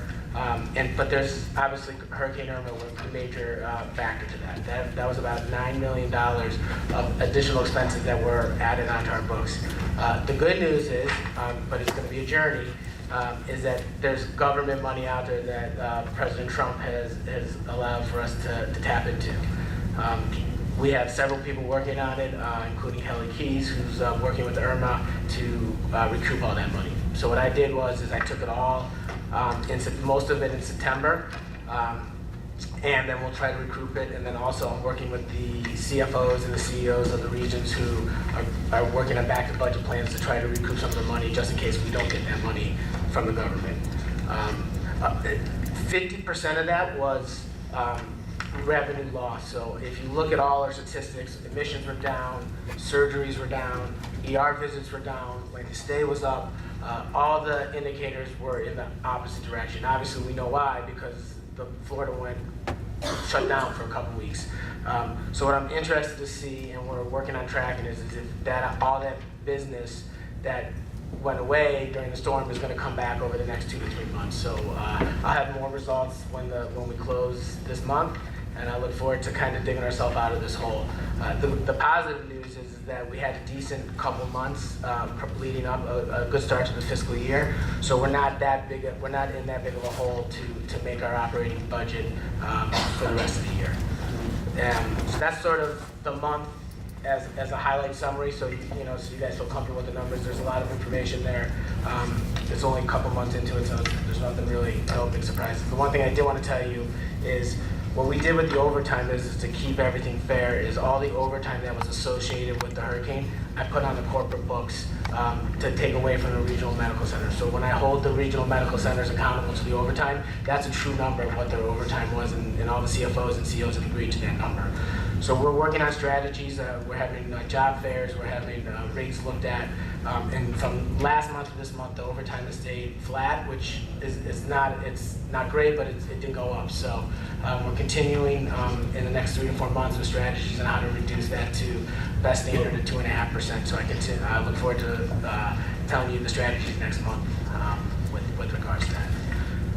And that's sort of all I have to say about the interim financials for September 2017. Does anyone have any questions? Thank you. Anybody has a question? Commissioner Klein, do you have any questions? No questions, thank you. Commissioner Wellen, do you have any questions? Hello? I'm good. Okay. I'm good. Do I have a motion to approve? Do we have a motion to accept the interim financial statement in the month of September? So moved. So moved. Okay, moved by Commissioner Klein, second by Commissioner Wellen. All in favor? Aye. Aye. Okay, we have, I think we have one last item. No, I still, We there's have, still something. we have these were both on number 6, but Oh, you since got- the motion was only On related to the September. month of September, I was Yeah. fine with that, but the acceptance of the audited financial statements for the Okay. fiscal year 2017. Is there a motion to accept the audit financial statement for 2017? Yeah, but I think Yeah, so before we accept it, I just want to let you know, yesterday we had a audit discussion. Unfortunately, we didn't have quorum to do a motion to the board. However, I think Yeah, I was there. I remember. Monday. I think we had some great dialogue with the auditors.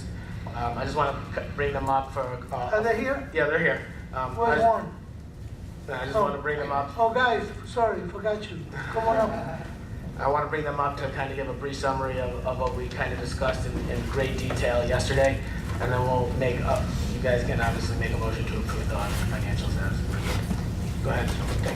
Thanks, Alan. I'm Philip Rice. I'm the lead partner on the audit, and also have Wayne Dunn with me, a partner of Warren Everett that's up on the audit as well. Just real briefly, I just wanted to get through, I guess, our required communications letter, which really summarizes what we have to report to the board as a result of our audit. I guess y'all had copies of those letters and we discussed those, but Wayne just pointing out the fact that when you're looking at your financial statements, there were no significant accounting policy changes during the year, so no new pronouncements. So when you're looking at changes from year to year, those should be consistent, and accounting policies would not impact that. Also, your financial statements are made up of significant estimates. Those estimates are based on management's knowledge and experience about past and present events, and also an outlook on future events. We bullet pointed several of those significant estimates that are in your financial statements. Some of those, I guess, were the estimate of allowance for uncollectible accounts, the contractual allowance, the estimated third-party payer settlement, the provision for unpaid group health claims, workers' compensation claims, and general liability claims, your interest rate swaps, and then also contingent liabilities that are on your balance sheet. For all of those, we reviewed those estimates during the course of the audit, and we evaluated the key factors and assumptions used to develop those estimates. And in our review, we felt those were reasonable in relationship to the financial statements taken as a whole. Also, we reviewed the disclosures in your financial statements. We felt those were neutral, consistent, and clear. However, we did want to make emphasis to two separate disclosures, one dealing with the corporate integrity agreement and the other one dealing with significant business risk, which Wayne will go over briefly in a minute. Also, just briefly, we did have some corrected and uncorrected misstatements during the course of the audit. The corrected misstatements, which were actually provided by Broward during the course of the audit. Our audit started July 31st, so some estimates, all of the information was not available at the time of the audit, which resulted in adjustments coming in after we started. Those adjustments resulted in a $10.4 million decrease in net assets and a $4 million increase in liabilities. So an overall decrease in net position of $14.4 million. And then also we had items that were passed on during the audit, which were deemed not material to your financial statements and not posted. Those totaled, I guess, a decrease in $2 million to the assets, a decrease of $2.4 million to your liabilities, and overall roughly a $400,000 increase in net assets if those had been posted to your financial statements. If we had had any disagreements with management, we'd have to report those to you now. I can tell you that you'll have it. Alan and his team has a great team. They provided information timely. They responded to any question that we had with a timely response and also with good explanations. So we had no disagreements with management, and then also we didn't have any difficulties in receiving the information that we needed during the course of the audit. They did a great job. Lastly, just wanted to point out, again, on our report, I guess we do have an unqualified opinion, but also we do have an emphasis on matter of paragraph where we do point out the two disclosures that I mentioned earlier. That finalizes, I guess, what we're required to report. Just real briefly, I wanted to flip through the audited financial statements. And I guess looking at page 1 of the audit report, that is our opinion. So at the bottom of that, I guess, gives our unqualified opinion, which is what you like to hear, which means we review financial statements and feel that they're free of material misstatements. At the top of that page, we have the emphasis on matter paragraph. Page 12 is the actual balance sheet, just to point out, highlight a couple of the changes from June 30, 17 to June 30, 16. Your total assets for 2017 are approximately $1.5 billion versus $1,423 million last year. So you had roughly a $55.7 million increase in your assets. That increase is driven really by an increase in capital assets and then investments. And you'll see when we flip through the income statement, I guess you had a significant increase in your investment income.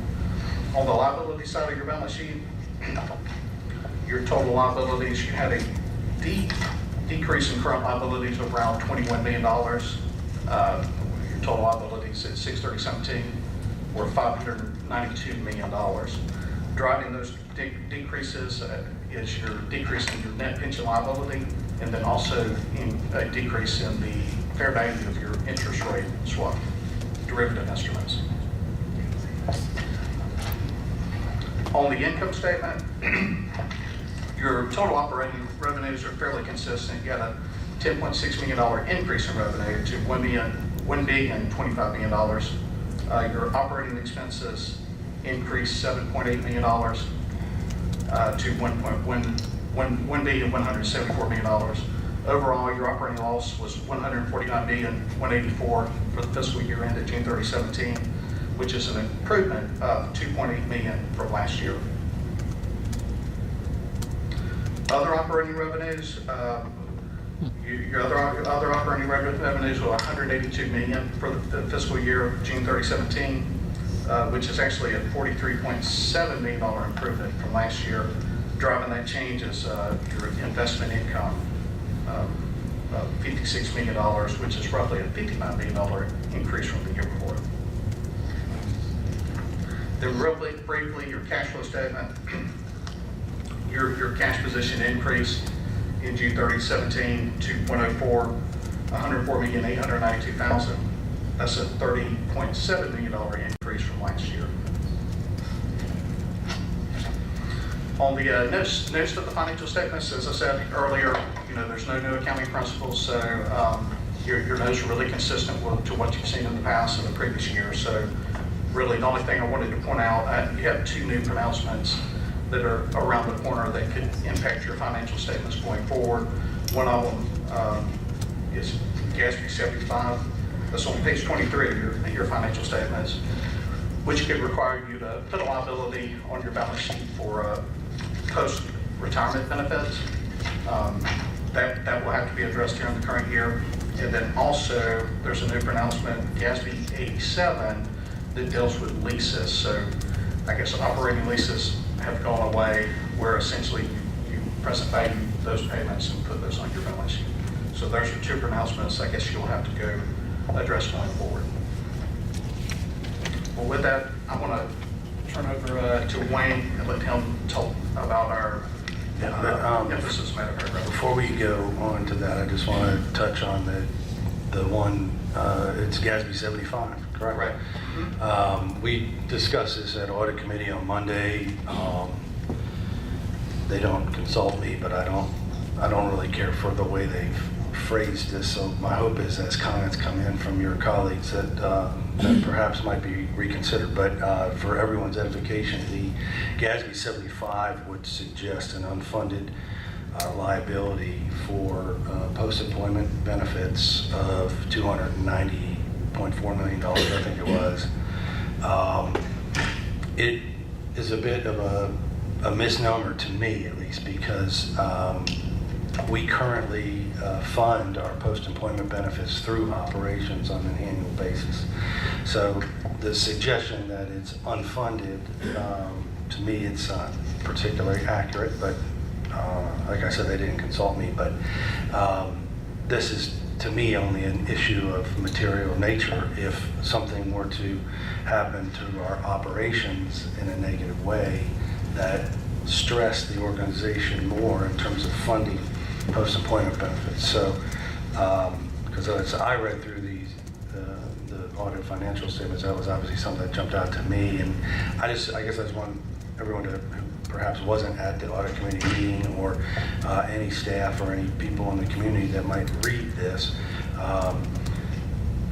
it's not exactly an unfunded liability. It is something that, and it's a big time moving target, because it depends a lot on when people retire, how long they have before Medicare, a variety of other factors. So it's an estimate. I'm sure will be refined over time, but perhaps the GASB rule will also be modified to some extent too. Yeah, Commissioner Yuri, I've already asked for some opinions from our consultants that I'm going to bring to the next audit committee to kind of educate the board on how we're going to handle that for next year. Okay.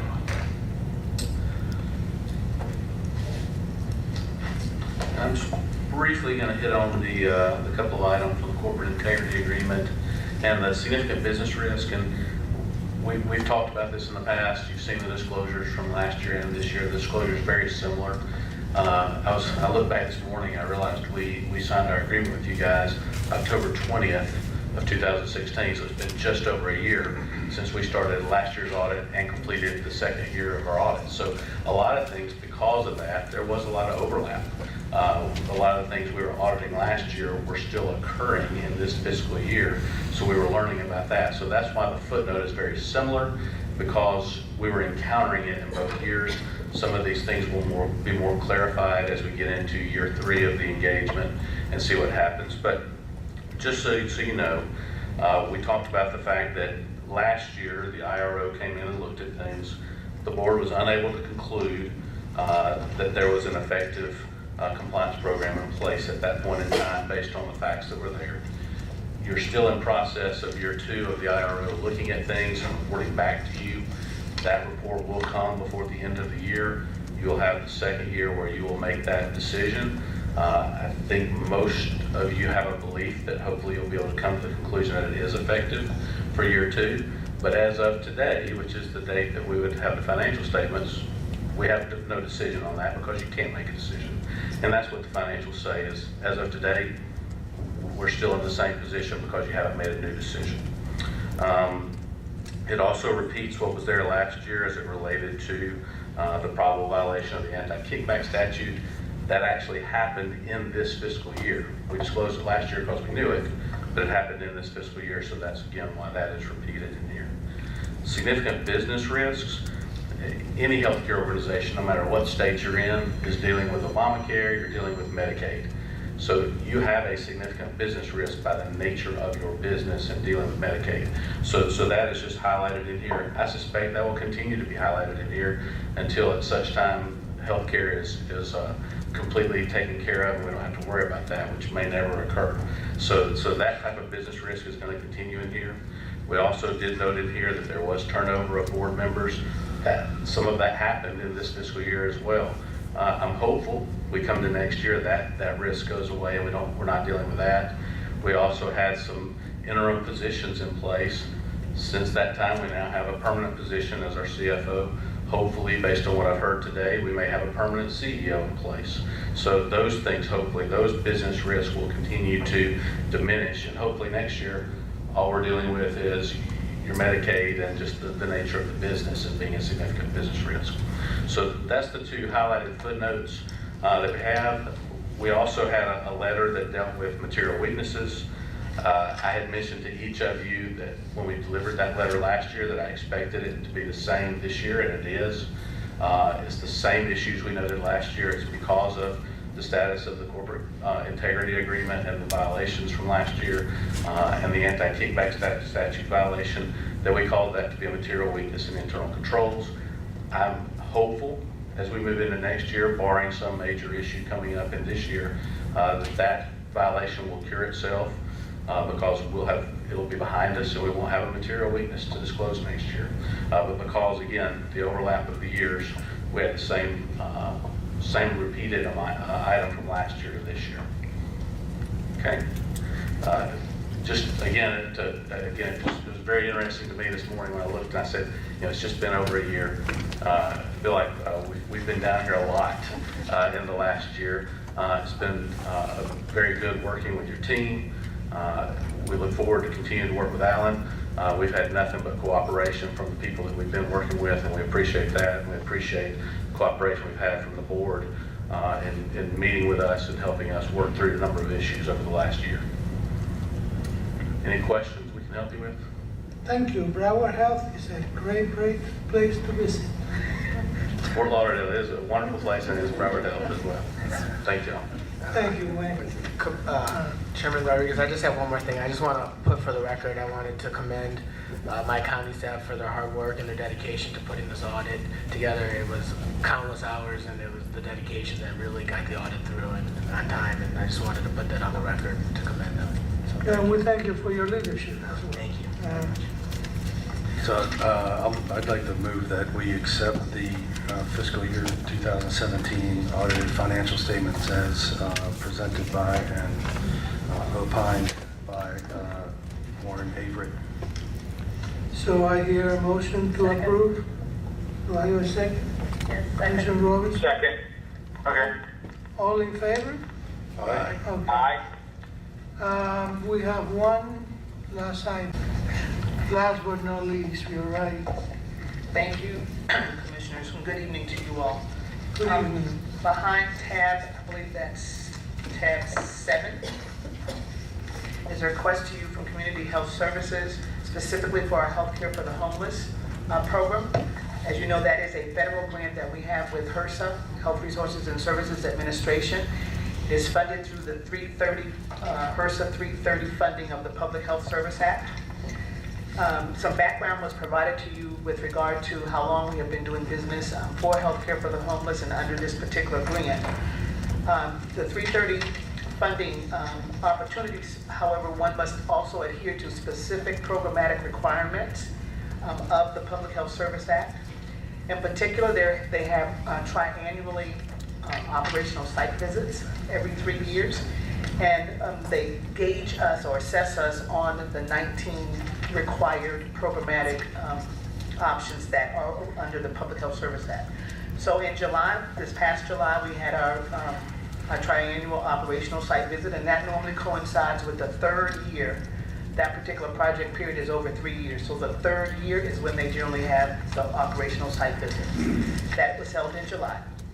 As a result of that, they then formalize a report to us, and they have 60 to 90 days to send that report to us. We did receive the notice of award for our competing application, and we compete for this particular award every 3 years. So we did receive the notice of award. It did have conditions of award that we would have to satisfy with an action plan. Of the 19 requirements, there were 3 that had findings. So those 3 I've outlined for you. One of them involved the sliding fee discount program, and attached in the board exhibit is a sliding fee scale that we're recommending. This did not fall out 3 years ago. However, as one of the requirements, anytime there's a modification or change to the sliding fee scale policy, that must also be approved by governance. In addition, no persons over 200% of the federal poverty guidelines can receive a discount. In the past, you had to have 3 categories across between 101% to 200% of the sliding fee scale. In the past, that was in place, but there were some modifications made back in, I believe, 15 to 16, somewhere in there, that condensed that to what we have now, which is W81. We've decided or recommending that we have 2 W81s and then the W88. In the past, it was W80, 81, 88, and 82. So we were consistent or compliant 3 years ago, but when those modifications came into play with the systems policy, that took us out of compliance.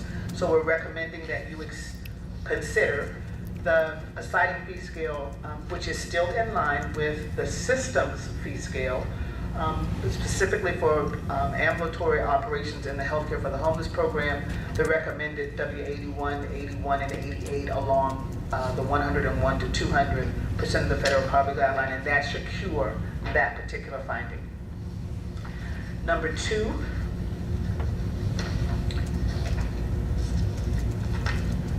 involved the billing and collections policies and procedures. These are system-wide policies and procedures. And unbeknownst to us as well, the finance team was already working on modifying these policies prior to this particular operational site visit. But we have to go on those policies and procedures that are in place at the time of the operational site visit. There were findings that certain things are required to be in language in those policies that were not found in our current policy.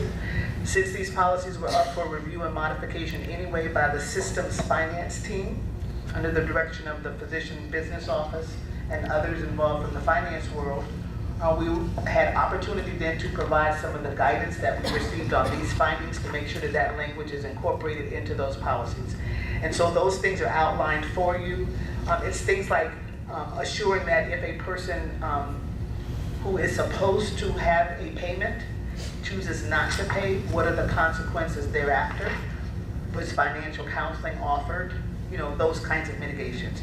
So we've also handed you, as a part of this exhibit, a draft of the policy itself, and it's the for billing and collections, and we've added those documents and that language to cure that particular finding as well.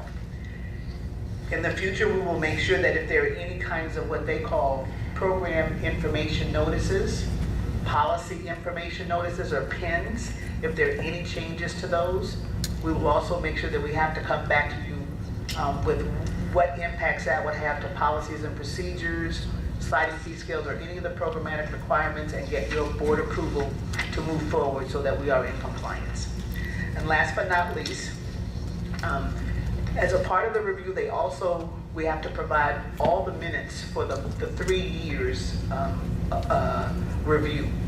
And so in this past site visit, they did note, and understanding that we did not have a full board, so you were not able to make quorum on occasions. However, those meetings that were rescheduled were not rescheduled within the same month.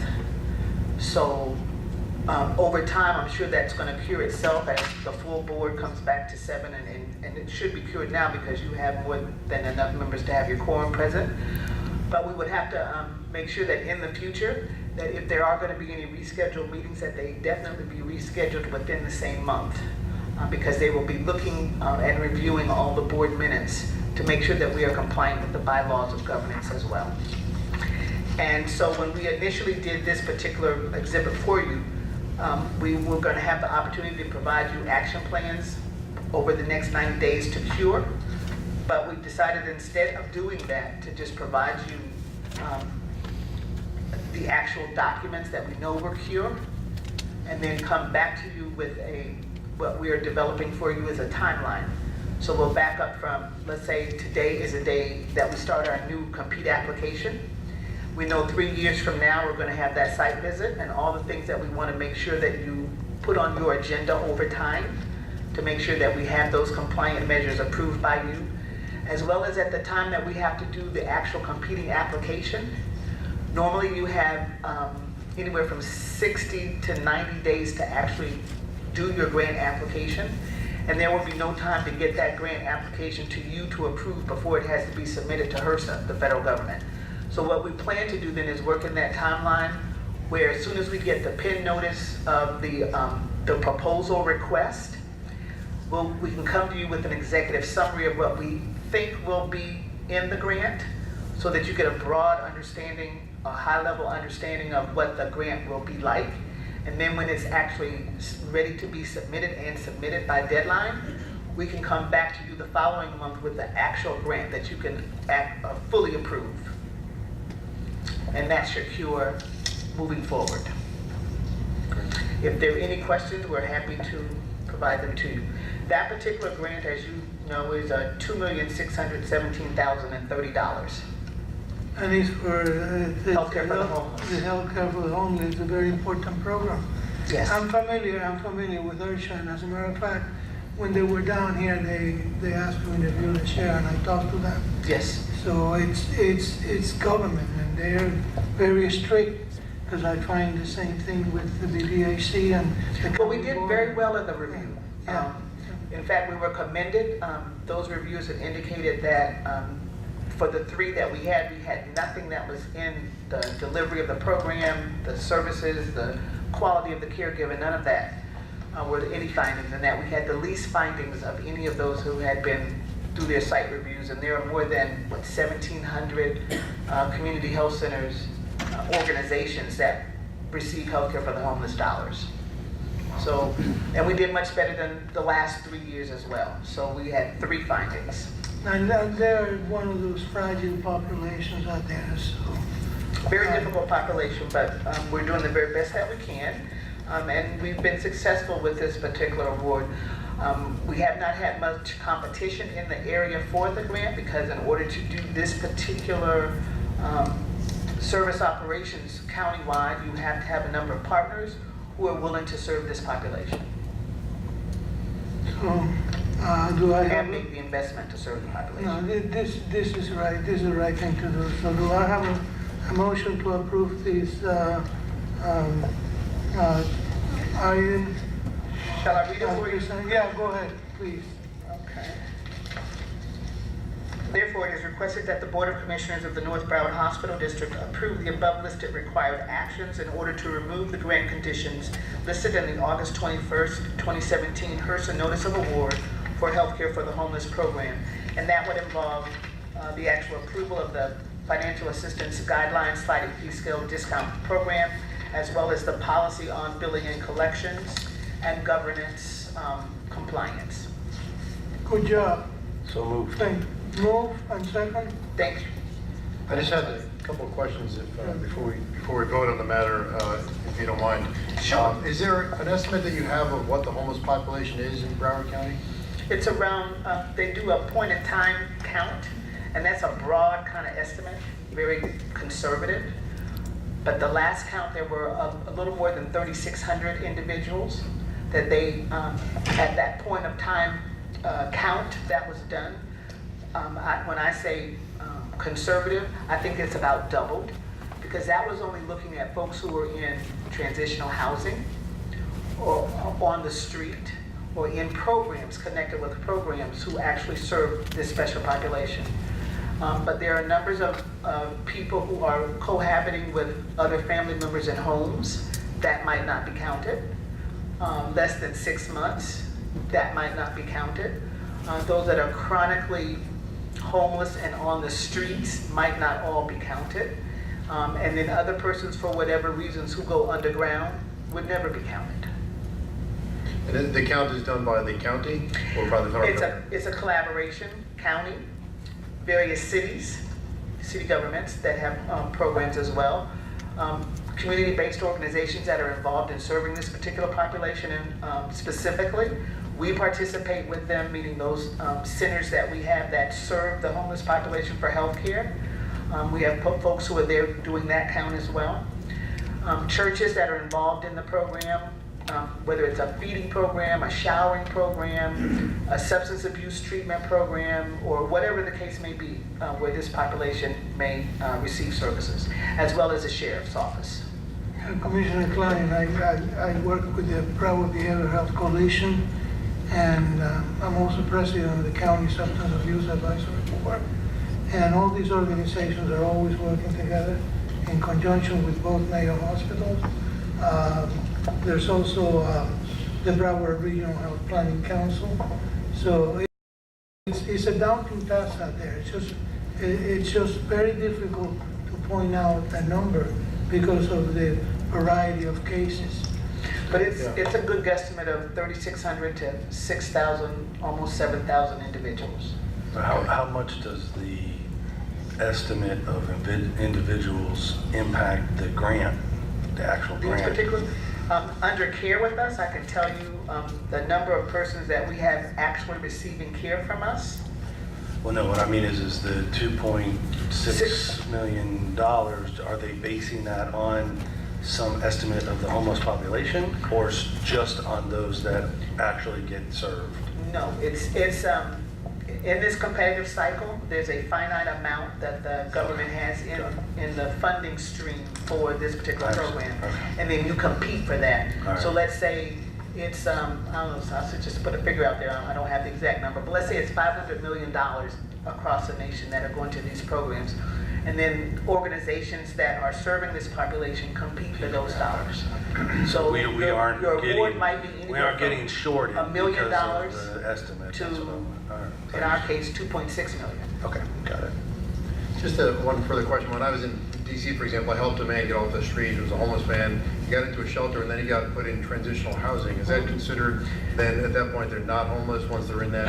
No, he is still considered homeless. The federal definition for homeless is that you can be in transitional housing because that's temporary. And it may be connected with a program that's not permanent housing. If you are cohabitating with a family member for less than 6 months, you are considered homeless. Because that's temporary, or at that point in time, it's called temporary. It's not a permanent housing situation. If it's, however, more than 6 months, they're considering that you're housed. You can be in various treatment or supportive programs that are on a temporary basis, and you literally came from the street or housing instability, you would still meet the definition for homeless. Or you could be living in your car. There are many families who are living in their cars or in shelters. They are considered homeless. And for purposes of the sliding scale that it's attached, how are those numbers evaluated? Is there a classification that the folks already come in with saying, I've already been classified into this category or that? You have to have a sliding fee scale because the definition for homeless has nothing to do with income. Okay? You're homeless. There are homeless people who have jobs and who have income. So, however, if their income is within the 100 to 200, 101 to 200, we're doing that along a sliding fee scale. So you're offering the discount because we do have this healthcare for the homeless grant. And so those discounts are applied based upon the numbers in your household. Well, in this case, the number in your family, your household unit, and that income level. Where does that fall along the federal poverty level? And we offer you, the individual and or the family, the discount for your care. If your income is below 100% of the federal poverty level, that's a 100% discount. Our goal is to get you off the streets or into some kind of suitable housing option. In addition to that, we want to make sure that you have your health care, because housing translates to health. You don't have a house, you don't have your medication stored, you're not thinking about going to the doctor. You know, things get worse. If you have a chronic illness, you can't manage yourself if you're not housed. So that we work with other partners in the community for the housing stability. We take care of the medical capabilities that we can perform under this particular grant and our primary care grants. All right, I don't want to belabor it. Just one final question I have. Looking at the sliding scale chart, under, I guess INPT is inpatient, and then it says outpatient, outpt. For inpatient, it says paid for by tax dollars. Under outpatient, paid for by tax dollars / applicable grants. The applicable grants are like this grant in particular. Can you just healthcare for the homeless would be strictly in the primary healthcare center. That whole top of that's where healthcare for the homeless would fall in.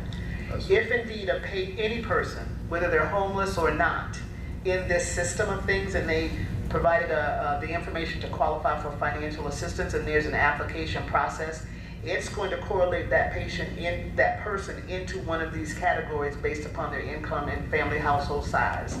Based upon that, if they happen to hit the ED, whether they're a homeless person or any individual who has qualified for financial assistance, whether they hit the ED or the inpatient setting or the outpatient setting, if they fall in one of these categories of W80 to W88, which is less than 200% of the federal poverty level, they could qualify for assistance and discounts for their care, whether it's in whatever setting it may be in, outpatient, inpatient, ED, in our health centers or wherever. Okay, thank you. And the last thing I just wanted to leave you with is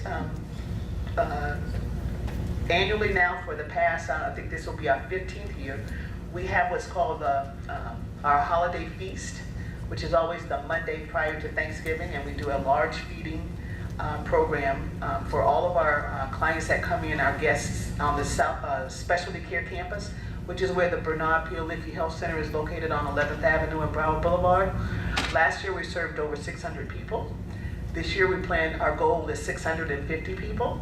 And we just want to thank not only all the staff throughout all of the hospitals, the community health centers world, the partners that we work with, the sheriff's office, who contribute and actually cook the food, and then we serve it. And you are welcome to come and join us at the holiday feast. It's a luscious meal. It's very nutritious. We set up the tents. It's a very festive occasion. We get lots of support from the community and the sheriff's office and anybody else who wants to come and help us serve. So this year we'll be serving 650 is our goal. We always make sure that there's something, an incentive to want to come, because you're also going to get some health care, even if it's taking your blood pressure or doing something to bring you to the center to eat with us and to have this festive occasion. So you're welcome to that. It starts at 11:30, and we generally have everybody fed, have the whole place cleaned up, all the tents down, and with everybody's support and volunteerism by 2:30. We're all done. So you're welcome. That's the day before Thanksgiving? The Monday before Thanksgiving. And then finally, November 1st starts the open enrollment period for the Health Insurance Exchange Program. In the past, we've always, as a system, provided assistance to individuals for this particular program. We're very, very proud that from the very first open enrollment, more than 22,000 individuals in Broward County that did from our assistance, were enrolled onto those HIE plans. It's going to be a little bit different this go round in that a lot of the advertising money 90% of that was cut. So many people don't know about November 1st starting the open enrollments. As well as it's only going to go to December 15th this year, not till December 31st or January 31st as it has done in the past. So that's going to cut a lot of people out. Many of the organizations that were partnering in the community to advertise, to be supportive workers, to help people with their online applications, that is kind of reduced this year as well. However, Broward Health as a whole, all of our financial assistance counselors in our moped offices at all of our facilities and all of the community health centers have our certified application counselors on board, ready, recertified and ready to go for November 1st. And so every patient, at least that walks into the community health center world, if indeed they do appear or may be eligible for one of the Affordable Care Acts or Medicaid, because this is how some people also found out that they were eligible for Medicaid is through this enrollment program, we'll be making sure that we can help those persons as we have done in the past. We probably won't have those thousands of numbers that we had last year, like 22,000 was the first open enrollment period. We did 49% of all those in Broward County that got insurance through that program. Broward Health staff across the system made that happen. So we'll do our best. We probably won't have those numbers, but you know, every little bit helps because the more people that we can get insured in some fashion, that's less of that roll on to the tax rolls. So we'll do our very best for that as well. Great, thank you. Thank you. Thank you, Jasmine. So we still have No, we need to vote. I know that I got a motion and a second, and so all in favor? Aye. Jasmine, thank you for all your work, and I know you and I have been working on these issues for a long, long time. When our hair was really black and Yeah, they have that. we were thin and all that other good stuff. But anyway, thank you.